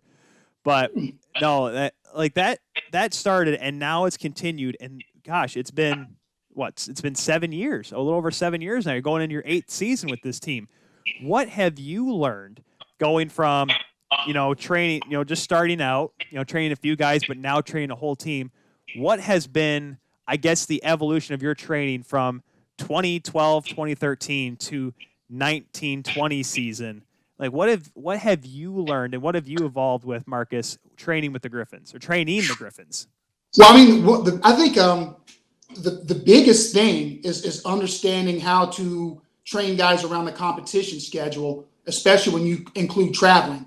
Again, working college and being, the boss for football, that's a pretty easy. Again, it's one of those to me, it's pretty easy to train for. You have one football contest a week and you play X number, boom, it's done. And the travel is pretty simple. You're either home or you go somewhere and you come right back. I mean, travel in the A, the guys will tell you, man, and again, I found out last year traveling with them, I heard the stories. Travel's brutal. It's brutal. Yeah. You finish your game here on a Friday night, and then you have to hop on a bus to go to Iowa. Luckily, I don't think we had any Iowa trips on Saturday, but I mean, you get the idea. From here to Milwaukee is 4 hours on a bus. We're pulling out at 11 o'clock at night. You lose an hour in time, but it's still 4 hours. So again, it's understanding how to keep guys going and keep guys up to speed, dealing with travel and a game schedule. Man, sometimes it's just brutal. Sometimes our workout days are just come in, get warmed up. We'll do some mobility, flexibility work, a little bit of core, a little bit of maintenance work, and hit the road. So that, to me, that's always the challenge. Is I cannot wait to get a schedule in my hand to try to plan my training for the course of the month or for that whole competition year, looking at where our dates are and what's going on. That's been the biggest thing, is just incorporating the challenges of 3 games a week, Wednesday, Friday, Saturday, if that's usually how you're rolling, into and with travel into training guys and trying to keep them as optimal as possible during the course of the year. Because that's something I learned too, because I never exactly worked out with Summers. I'd skated with them for a couple of summers, but just kind of talking with them and how to train in the off season compared to during the season. Now, yes, those guys, they play in the American Hockey League, and I know like Chad Billens plays over in Sweden. They play quite often. I kind of took that a little bit, even in my very brief pro career, my semi-pro career, kind of like how to build up. Once season starts, it's just maintain. You don't want to try too much. And that's, like you said, that's different because people think, when I started in high school, I'd go do some bench reps, do some squat reps, whatever, what have you. And I learned that that's not the case, and that's not what you want to do when you want to be a hockey player. Marcus, what is the biggest difference for people at home that may not, they may have a younger athlete that wants to play hockey, that it's not just, throw them in the gym and, get stronger. It's what are the biggest differences between training for hockey compared to, I don't want to say simpler sports, but like more common sports like football or basketball? Like how training is different between those sports? The biggest thing, again, depends on the individual, and no matter what the sport. If you're trying to make somebody gain some size, again, you use the goalie thing over there. It wasn't so important for you as a goalie to be super big or to have a lot of weight. You got to be strong enough to last for at least 3 periods. And be ready to go with that. So it kind of depends on the individual, what they need to put in there. So again, if you're going to make someone bigger, add more size to them, we talked about that hypertrophy thing a little bit earlier. Those are hypertrophy principles. If you're looking at keeping somebody strong, then you have to use strength principles. Use a little bit heavier weight. Your volume's a lot less. Less reps on a set. You can add more sets. The biggest thing where it really comes into differentiating between sports is, it's the conditioning for the sport. Right. You don't condition a hockey player like you would condition a football player, like you would condition a basketball player, like you would condition a lacrosse player. That's the biggest difference to me in this field, is getting someone's cardiovascular system set so they can replenish their energy as they move along through their sport. All the rest of the stuff in the weight room, the lifting, the pushing, and the pulling, it's daggone near the same sport for sport. Everybody has to use their chest at some point in time. Their back has to be stabilized at some point in time to help the chest. What was I thinking about the other day? Over again, this is the thing where with the COVID thing, I've got too much time on my hands to think, which is like my enemy. Yeah.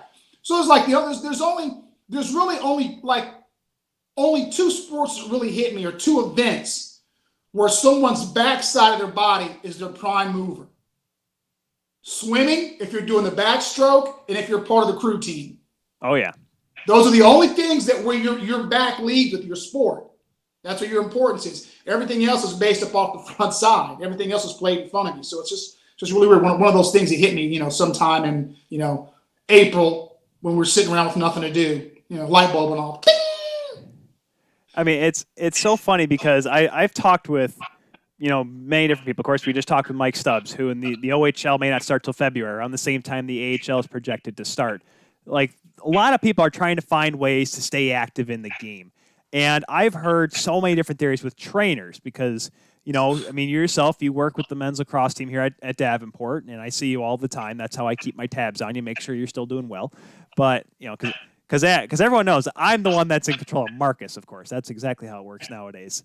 But how have you adjusted training? Obviously, for a while you were working out some of the guys down there at the arena, but how have you had to adjust getting some players ready? Have you had to do, like, I've been hearing virtual workouts or virtual workout plans, like kind of like trying to just keep tabs on people? How have you had to adjust during this pandemic in order to make sure that the Griffins that are coming back this year, that are for sure, to make sure that they're ready whenever they get the go call? Well, it was the real big thing that was absolutely crazy was in the first part of the lockdown there in March after they shut everything down. Because everything was shut. Guys had nowhere to go. I mean, that was the big challenge. And not everybody has equipment in their house. So the big challenge for that first month and a half or 2 months when things were locked down was just getting things for the guys to do that involved minimal to no equipment. That was a big brain buster because, again, I mean, let's think about it. You've got the professional athletes that are some highly tuned machines, and it's hard to keep that machine tuned if all you have is an adjustable wrench. You have to go in there and fine tune some parts on the motor, and you got an adjustable wrench. It's not always a good fix all. So that was one of the big challenges, just trying to find some things to do with guys to keep them entertained in their house or to keep them trying to progress forward in their house. Well, we're not really going to go forward. The thing is just, can we keep them active? Then once things started opening back up and we all started to get out and move again, the big thing that we had going on this year was, this last season that we just concluded was finally my first full-time season with the Griffins. And with Mr. Eiserman coming back into it, Steve, they made a big commitment to the developmental level down here. So one of the things that we worked on doing this summer or with our off time was got the list of all of our guys who their summer strength coach is and just reached out to that guy to talk to whoever they were training with. Hey, man, this is Marcus in Grand Rapids. Not trying to tell you how to do your job, but, here's a couple things that we would like you to work on with this guy, da-da-da-da-da. And as soon as I have information to give you about a timeline or whatever we have going on, I will share that information with you. And that's kind of what we've done a lot of this year is just talking with whoever the guys have been working with to kind of bring them in. Because the bottom line is no matter who those guys are with in their off season, we all want the same thing. We want that guy, we want that athlete to be the best that they can be on the field, right, in the course of competition. If that guy looks great on the ice, their summer guy, their off-season guy looks great because he can say, hey, I trained so-and-so. He's doing great this year in the season. The guys are staying healthy on the ice, and I'm getting, hey, Mark, or better yet, not even getting anything. As long as people aren't saying nothing to me, odds are I'm doing a good job, right? If you get one of those, we got to talk, that's usually like, uh-oh.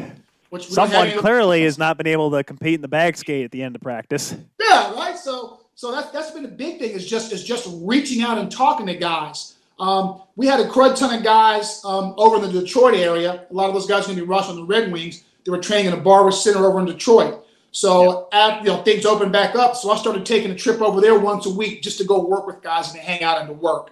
A week ago yesterday, I drove over to wherever they were in Michigan to go visit Tyler Spezia and his strength coach. Yep. Just to say hey and just see what's going on. So whenever I hung out with those guys hang out with them for a training session. Again, the same thing. Not telling that guy how to do his job. This guy, again, we gave him some parameters. Here's some things that we need from him. He had a couple of observations. Hey, here's what I'm seeing. What do you think? To which I'm like, hey, again, beautiful, man. If you have the capabilities to do that, do that. Because, again, we're all on team speeds. What does it take to get this guy better is what we want to do.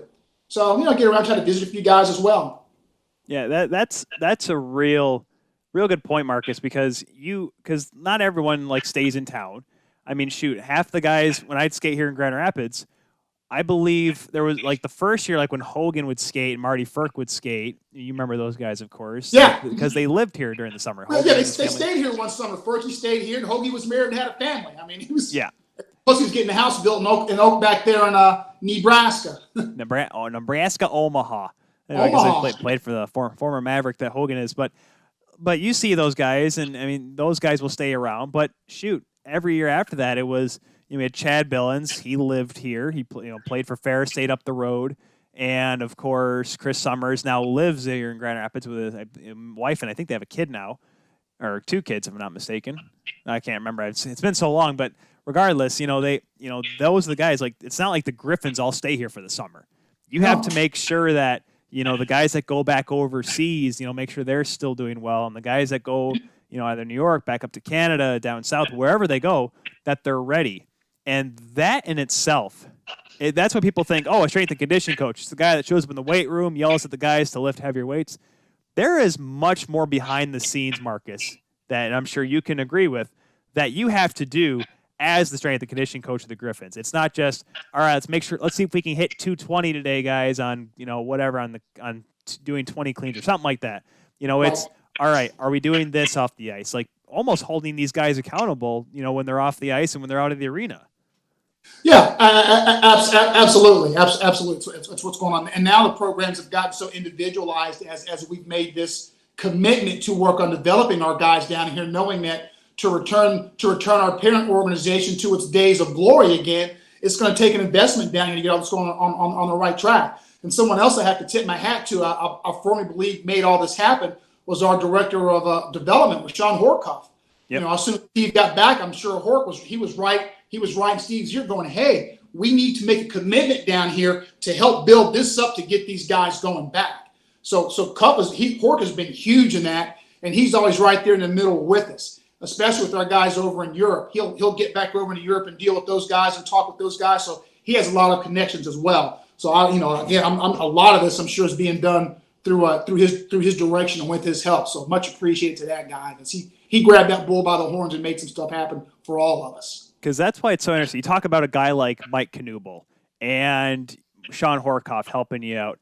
Those are guys that are so interesting, because Knuble's still with the Griffins, right? He's still an assistant coach. Yeah. Mm-hmm. Those guys literally played in two vastly different eras. Knuble came up through Michigan, played with Detroit for a couple years in the late, mid to late 90s, when strength and conditioning was more or less a very pretty much non-existent. Exactly. And that's why I love, and there's, of course, Gary Roberts up in Toronto. He used to tell the story how he couldn't do 10 push-ups if he went back when he played in Calgary back in the 90s, because he didn't have to. You go to a game, you have a couple beers on the bus on the way to the next town or the way home or whatever, and there you go. Then you play the next game. I mean, and that's why Horkoff, he sees that too, because he played on the Oilers and played in Dallas later on in his career. He saw what it was like going from 90s hockey, where it was just, all right, we'll lift a little bit in the summer. We won't, where they didn't even skate, and the season ended and they wouldn't skate until training camp. And now he sees hey, we got to do a lot more, nowadays, because the game's getting faster, it's getting stronger. And one thing I'm going to go back to here, Mark, is you talked about how it's so individualized now, the training to get each individual to their own peak, to what their body can do and what they need to do. How hard is that for you, especially while, the AHL has, you have your select guys that stay around a lot. Of course, Joe Hicketts has been around for a few years. Matthew Ford here has been here for a long time. There's been guys that stick around for a while, but there's so much back and forth. And heck, look at Philip Zadina. I make the joke all the time that guy's travel miles probably is through the roof. He probably has a free flight to Hawaii. That's how much he travels.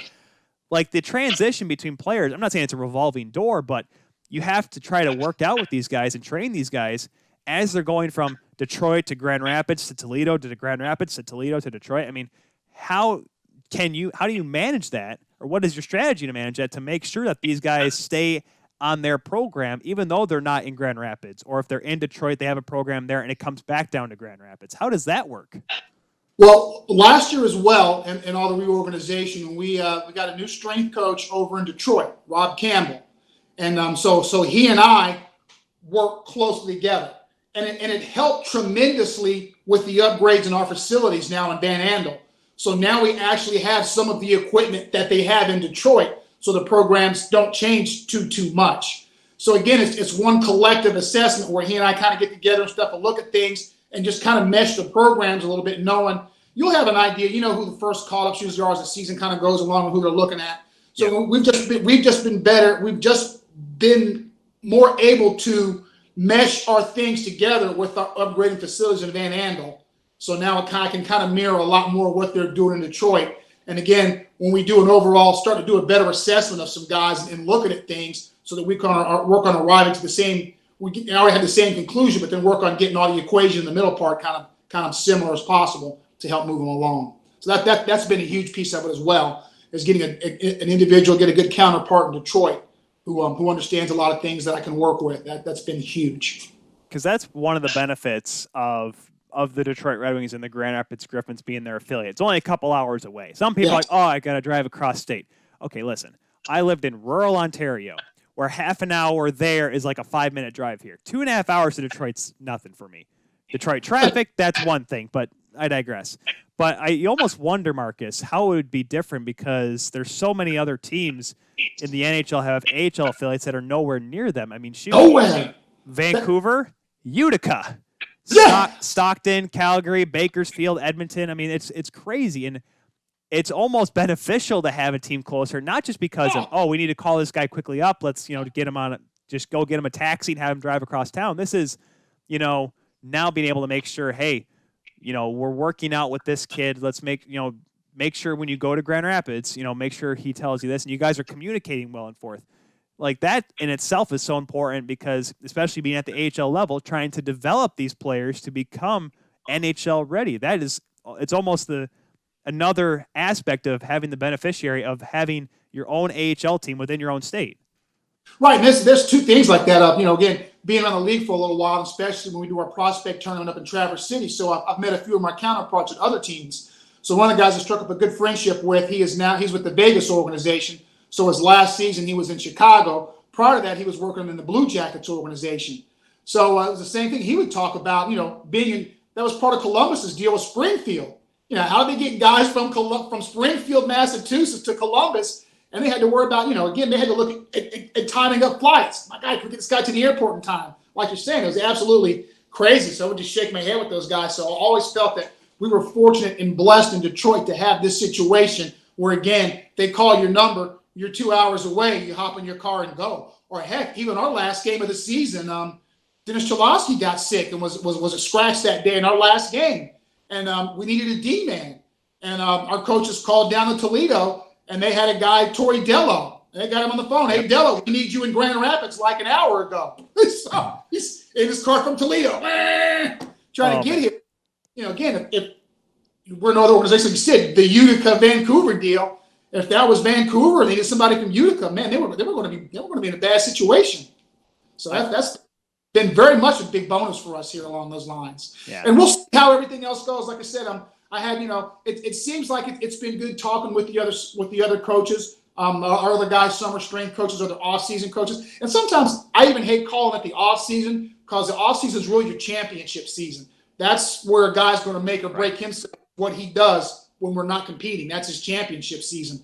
So again, as this is our first year reaching out to those guys, like I said, the guy I worked with Speed's coach, he loved it. I mean, he was just like, oh, it feels so great. I've wanted this forever to feel like guys are. So some of the guys I've called and talked to, they seem kind of like, well, I know what I'm doing. But again, it's just, hey, I'm not stepping on your toes. I want to tell you how to do your job. But here's a couple of things that we'd like you to just focus on with that guy. You're the professional, man.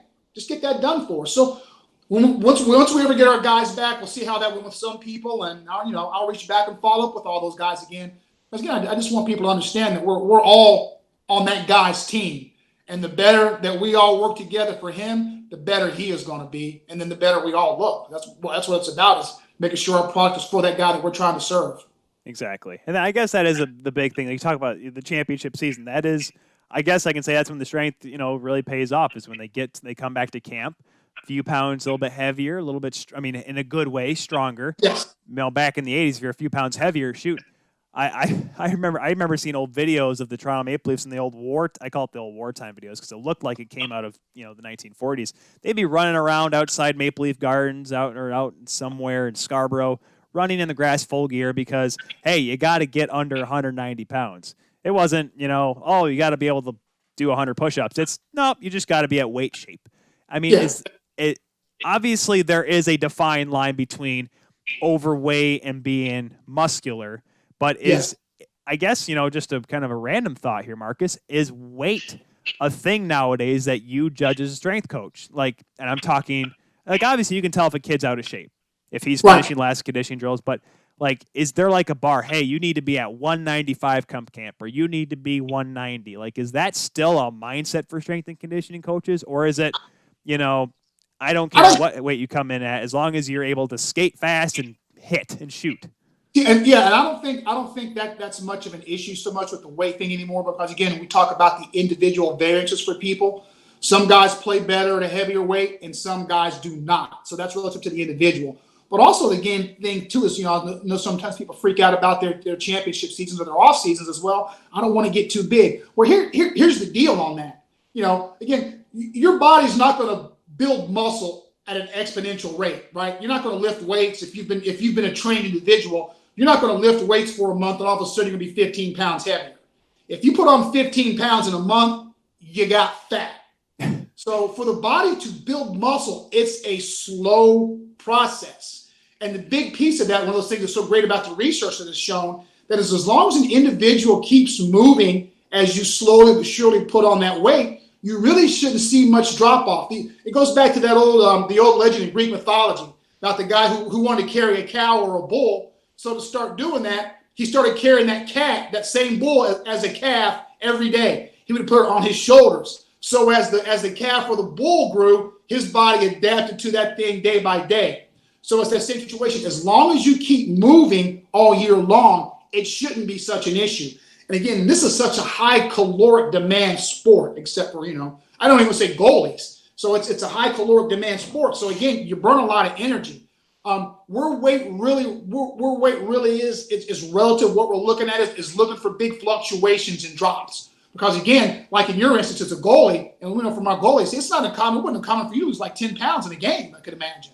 I mean, you just sweat it out. So the big thing that we're worried about if we're looking at weight is how much of a drop did that guy have, and is he hydrated? Is he doing the things that he needs to recovery? So I think the big thing that we kind of watch right now is big fluctuations in the droppages of weight, because if someone's dropping in big pounds time after time after time, then it's a matter of time before the performance starts to break down, the body starts to break. So that's the biggest thing I think right now that we're looking for is weight. Are there massive fluctuations? Now, in a 24-hour period of time, your body weight will fluctuate 5 pounds, depending on intake and outtake, depending on what you put in and what you expel. You had a 5-pound fluctuation within 24-hour periods. So again, it's one of those that you have to look at that progression week by week and see if that guy's dropping off. That's the biggest thing I think right now with weight is you just want to watch and make sure no one's having any big super duper drops in weight. But one thing that I really do feel fortunate about with these guys, it didn't take long to figure out once I started working with hockey players, more so than I think than a lot of other sports, and I'm sure that's changed over the years. But I was impressed right from Jump Street in 2012 and 13, how much these guys knew about their bodies and taking care of their bodies and eating properly and eating good and recovery strategies. That made my job a whole heck of a lot easier. And it's also one of those things, again, in our system that we have. Lisa McDowell is our nutritionist in Detroit. And of course, she helps the guys down here in the AHL. She is fantastic at her job. So that's another one, too, if we're having issues with somebody, either too heavy, too light, or whatever. Hey, we get with Lisa. Boom. Here's a plan. Follow the plan. Boom, boom, boom. Off we go. Because that's one thing, too, that I learned training with you is, because when I was in high school, I'd go to the gym after school or sometimes before school, and I'd do my lifts, my squats, whatever, and I would just go back, go on my day. No post workout. I mean, we did some warm ups, obviously, to make sure you didn't pull a muscle, but stretching afterwards, doing some plyometrics afterwards to make sure you get the lactic acid out. That was never a thing. It never came across my mind. I learned that a lot with you and my training as I went on through my career, and it's so important because that you talk about injury prevention. You've talked about that a little bit off the top, trying to make sure you're maintaining yourself, keeping up with that. And I think once I learned that, it helped make me a better goaltender. And, it kind of makes me wonder now, because we saw a little bit of it with the NHL going in the bubble in the playoffs last year, Marcus. Some players were just not showing up, like unfit to play. Now, whether that was, and obviously it all pertained to injuries because there were no positive COVID tests. And it was players like just leaving the lineup. Big names, too. Sagan being out for the Stars, Bishop being out for the Stars. Guys that just seem to have poor injury prevention. How are you approaching this season? Right now, a February start date. How are you going into that? Because obviously it doesn't sound like, with the restrictions, travel restrictions and not, these players may not be coming back until mid-January, around the time the NHL is supposedly going to start. I mean, you're going to have to go from 0 to 60 once like that, and then you're in the season. How are you trying to approach that as a trainer to make sure these guys are, A, ready to play it may obviously a shortened schedule, looking like only like 40 games right now, but being ready to play, but make sure they don't hurt themselves when they go right on the ice, because us hockey players, we're a little off. We'll see. We'll step on the ice. We don't care about, oh man, I may not be ready for this yet. We're at 100%. It doesn't matter if we've been off the ice for 10 months or off the ice for 2 days. We're going 100% no matter what. How are you approaching that to make sure that the Griffins, when they're ready to go when the season starts up, that they are able to make it through the season in one piece? Well, first off, I'm laughing because it's not just only hockey players that are a little bit off. Let me tell you. Most of the athletes I've seen at a pretty high level, they're all pretty off in a different way. But the biggest thing in that piece that you're talking about is just, number one, staying in touch with the other strength coaches and talking through them and letting them know timelines as we get them. The guys understand what's coming on, and everybody's ready to go back to work, and all those guys are working. They're all skating. They're all getting gym time. They're all playing some pickup games from what I understand. Some guys are playing some pickup games with other professionals, wherever they are. I think what I'm hoping, and I'm really hoping that I'm right, is we still have to have the camp that we usually have. We usually have like a 2-week period of camp, and there's a few exhibition games that lead into it, because that helps that ramp up process. If you look back at the beginning part of the NFL season this year, they had no preseason games. They had no exhibitions. They had a couple of inter-squad scrimmages, and they started playing. The first 2 weeks of NFL season, dudes were dropping like flies. Saquon Barkley. Dudes were snapping ACLs. All kinds of season-ending injuries happened to those guys in the first month of that schedule. And the only thing that I could put my finger, because again, it's not like those guys weren't taking care of their business. Like you said, it's not like Saquon Barkley was just like, I don't know what's going on, I ain't training. I mean, I'm sure he was on his business, but they went, like you're talking about, they went from 0 to 60 like that. That's the problem. You have to have that little build-in period where your body adapts to that intensity that you're asking it to be at all the time.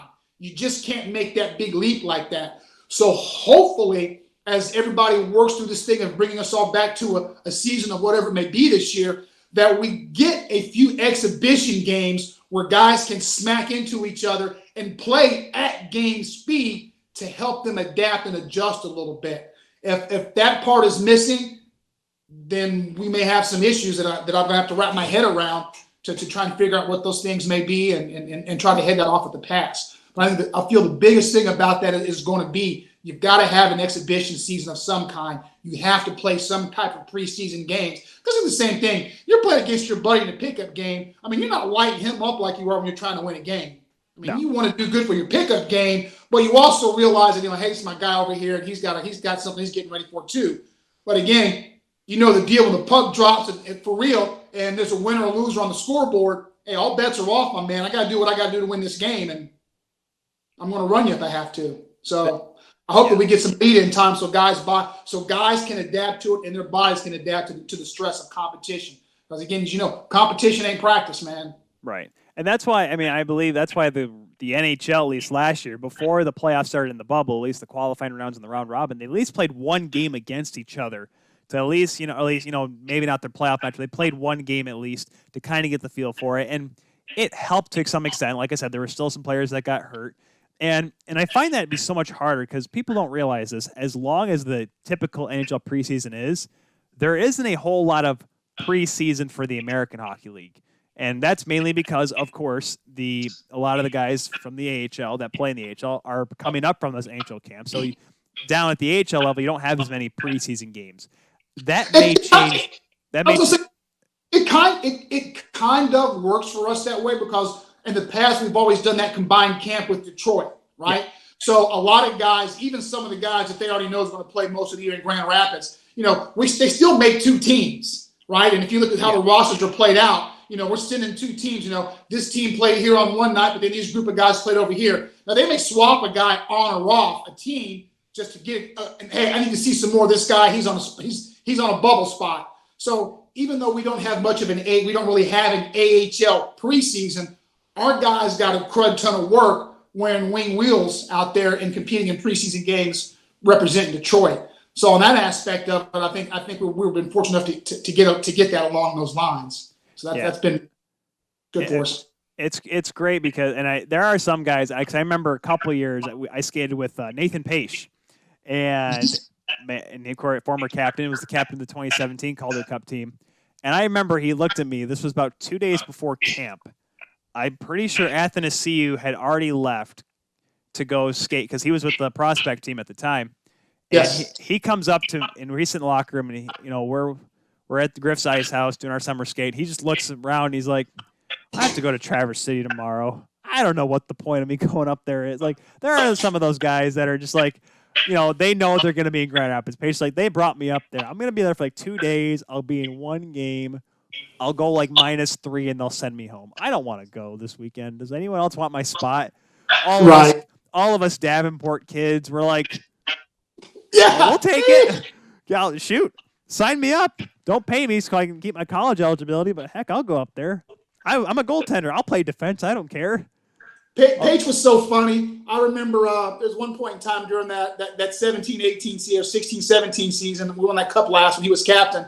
He was on a bike warming up. And again, as you talked about, Nate was an older guy, man. He had a lot of hockey miles on that body, had a lot of hockey years. Yep. And I was asking him, I was like, Nate, how much longer are you going to go, man? And he just looked at me and goes, as long as someone's going to keep paying me, I'm going to keep playing, which, of course, it never really hit me like that. Like, why would I hang up my skates and go into the real world when I can keep wearing skates and playing this game with someone paying me? So that was funny. I just got a kick out of that one day. It was the answer was so obvious, but it never hit me until he said it. Well, shoot, look at I'm going to say it, and somehow this is going to get around to him, but look at Jeff Hogan. I still remember, I make the joke, and my brother and I used to make the joke all the time here on the show, the Jeff Hogan slap shot, because about a week before training camp, he comes to Grand Rapids. He steps on the ice. He looks like he hadn't skated all year. Stumbling over, grabs a puck, comes down the boards slower than molasses, and decides he'd take a slap shot from the blue line. And I square up like an idiot because I'm like, all right, whatever. Let's see what's going to happen here. He takes this thing, and I swear I hear his spine crack as he winds up and just unleashes the shot. Hogan could shoot. That's the thing that people forget. He could shoot the puck. As old as he got, but he fires this thing, and this thing goes zooming over my head, went through the netting behind me, hit the wall behind the glass, and bounced away. And I look at Hoagie, and I literally yelled at him. I'm like, Hoagie, what are you doing? Like 20 years younger Tyler yelling at the veteran Hoagie. And he's like, I'm just warming up, just trying to make sure I can still shoot the puck. And I'm like, and I just love that because like veterans, like you talk about individual training, veterans and rookies. Very different, Very, very different. Yes, sir. You can't put Nathan Pache to the ringer like you would. I'm trying to think of a younger guy at the time when he was still there. I mean, you can even say like a Marty Firk coming out of Halifax, coming out of junior hockey, because their body can still be formed, still be developed, whereas Pache is like, just get me through the year, man. Right, and you hit on something that's absolutely true. Some of my older veterans, like, you don't treat them the same way you treat the prospects. There's not. Because again, like you said, that guy's been around. The joke is he has Hoagie had old man strength. Yeah, dad strength. Paige has old man strength. A young Athanasiou, he's got teenage girl strength. I mean, it's just, and I'm being facetious and being silly. It's a slight exaggeration. But yeah, he has. That's a lot of our prospects. They have young men bodies. They have late teen, early 20 bodies. Yeah. That's not the same as a guy in his mid-20s, and it's not. So there's definitely a thing going different. The older veterans definitely don't lift as hard or as heavy as the younger bucks do, because again, it's just not tolerated, and it's just not what's needed. Right. It's just not. If I can get an older guy, usually under some steel, once a week with a good lower body workout and an upper body workout, he's going to be fine. Maybe once every other week for those guys, for the older guys. They're going to be okay. But the younger bucks constantly need a stimulation for us to develop them. Let me tell you something. Marty Firk was a beast. He still is a beast. Yeah. Ferky was a beast. 150. Love that. He only did 115 mile an hour slap shot, Marcus. I mean, I think the guy's strong. Man, when we were on our California trip last year, we caught up with him. He came down from Ontario and grabbed me and our equipment manager, Dog, and our athletic trainer, Josh. We met him in a restaurant in San Diego for dinner last year when we were on that California road trip. So it was always nice to see him. I don't know if they make people as good as they do Marty Firk. That's a good man right there. Good person. He was always an interesting one to skate with, because I remember his rookie year, he had just come off the Memorial Cup with playing with Nathan McKinnon, Jonathan Drouin, like a very good team in Halifax, and he was so quiet, and because he was pretty much like he was under Hoagie's wing, because Hoagie was the only one in town, and Marty didn't know anyone else. He spoke very little English, even though he lived in the Maritimes, but he steps on the ice, and my thing with Marty was this. He has all these skills. He can shoot, he can skate, he can puck handle like none other. It just every so often you just see him. It just kind of he just didn't have that same hockey sense. That's why I always say he could have been so great. And that's the thing though. When last year when he hit that 150-mile-an-hour slap shot at the AHL All-Star game, I literally tweeted out and I said, "This guy literally domed me at least 4 times a summer skate." Like that's terrifying because And there was a couple people it explains so much that you got hit in the head by that guy, because I remember he would just wind up clappers and I would, 18-year-old Tyler, I'm going to make this save because, hey, it's an AHL or NHL slap shot. I'm going to look good, and pow. You see it. Well, heck, I remember, again, that last Calder Cup game when he had the game-winning goal. Yep. I remember tracking the puck. When that puck was sliding across the ice towards him and he had that stick pulled back, it was like, this is going in. And I just remember watching that replay again and again. Syracuse's goalie had no idea the puck just whizzed by his head. Oh, He's got his glove up and everything. All of a sudden, the horn's going off the lights, and he's looking around like, what? It was phenomenal. He was out. There were games that I would actually be able to sneak down to the lower bowl. And actually, we started sitting behind the net a couple of years ago, my brother and I, and he'd sit there at that left point. And I remember I would be terrified for the goaltender on the power play because I'm just like, I know what's coming. They're going to work it around, and whether it's a wrist shot or a slap shot, this thing is going to go high. It's going to go high and wide. It's going to go in the back of the net, or it's going to kill the goaltender. But he was so I guess that's the one thing about his lack of height. He's not the tallest guy in the world. No. Is the fact that he was able to get this stocky frame of his, and that's what he's taken through his entire career. Let me tell you, he's built, man. Boy, that guy's built like, the brick house. He's solid. Just always been a solid guy. So, what other players in your time? Like I said, you've been around for, like I said, this is your 8th season you're coming up on here. So many different players. And you and I have talked about some. There's a couple that I'd love to ask about, but I don't want to embarrass anyone just because of some of the stories you told me.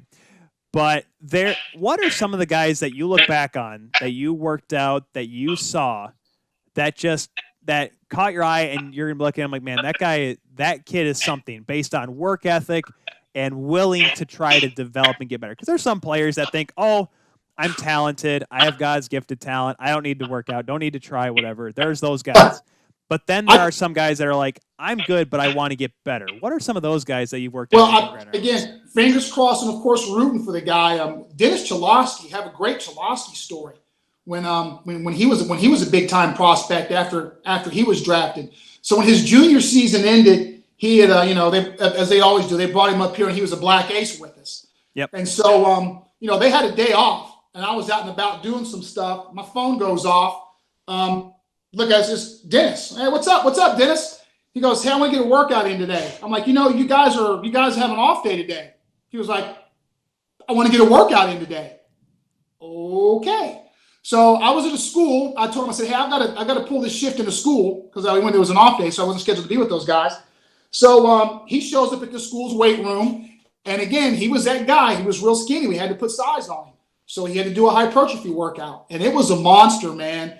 It was like, 3 sets of power cleans, 1.5 minutes in between sets, squats, not 3 minutes, 1.5 minutes in between sets because I had him on a timer. Yeah. Squats, RDLs, upper presses. I smashed this kid for 2 hours. It was brutal. And so we're going to this workout, and right toward the end, he looks at that and he goes, how much longer do I have left in the workout? I need to call the Uber to come get me. I was like, wait a minute.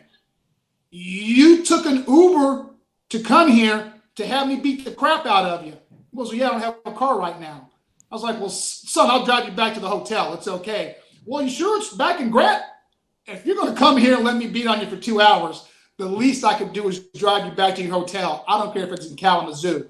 So it was one of those things that I told, a manager would ask about people, what do you thought? I said, well, listen, the kid's got a great work ethic. He'll do whatever you ask him to do. Talent-wise, I can't tell if he's going to be what you need him to be, but if he doesn't make it where you want him to, it won't be for lack of effort and trying on his part. So that was just one of those things and those are the kind of people that I love to spend my time with. I mean, that understand that want to give everything that they have to be the best that they can be. And again, like I said, you made the jokes about yourself. Hopefully, at the end of the day, what you can say is once you even got on your track to get in the weight room and do some things, it helped your career out. And at the end of the day, did I go as far as I can go with what I was given by God? Did I utilize what I have the best of my ability? If you can say yes, and you didn't quite make it the level that you wanted to, but you can say, I gave it everything that I had every day to shoot for that goal. You're going to be okay. The old saying, aim for the moon, shoot for the moon. If you miss, at least you land amongst the stars. And that's, again, when I look as a man at the end of the day, no matter what it is, if I can honestly answer the question to myself that I did the best that I could with what I was given for that day, then I think that's all that we can assess that we can do. So he was one kid that really stuck out of my brain, that story. I mean, he was good. Ferky was another one, man. Ferk was always in the weight room waiting on me when I got there. I mean, he was always ready to go. First one in the morning, 8 o'clock in the morning, Marty Ferk was ready to go. Always ready to go. That's always awesome to see because, I mean, there are some guys that take advantage of the opportunity of playing professional hockey and just like, as long as I can just stay here.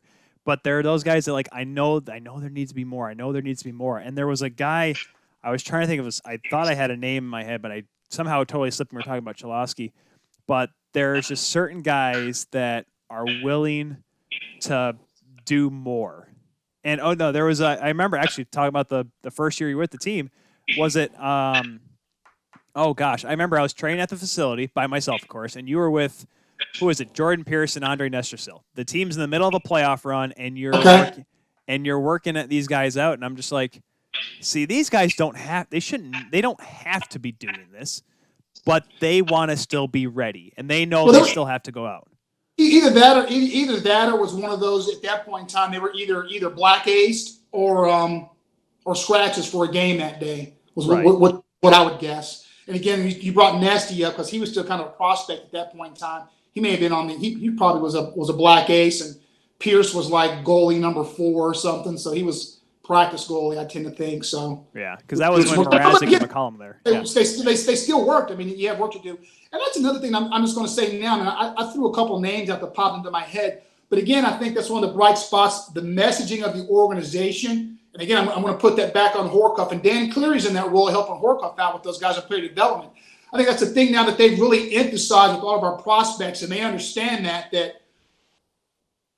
we need you to do this work on the ice. This is what we're doing here, and this is what we're doing off the ice. So there was no pulling teeth. Back in the beginning, there were a few guys whose teeth I had to pull, and it was frustrating to get that going because it was like, I'm not here trying to punish you or hurt you, dude. I'm really trying to help you to be the best you can be, and and it was just like, and on the backside, some of those guys have made it to the league and they're still there, but they're mediocre, right? Right. And again, I can't help but think, well, if you would have had a little more juice back then, you would carry that juice over now, and you might not be mediocre. You may be a guy that people who's speaking of highly all the time, but those are some people. Hey, I made it. I'm happy to be here. Oh, yeah. Okay.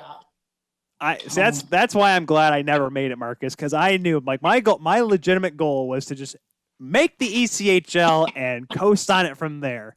If we could stay there, that'd be perfect. That was my legit goal because I wasn't going to make it to the NHL, and Marcus, I would hope you would have realized that too. When 135-pound Tyler walks through your door, oh yeah, this guy's not going to make it.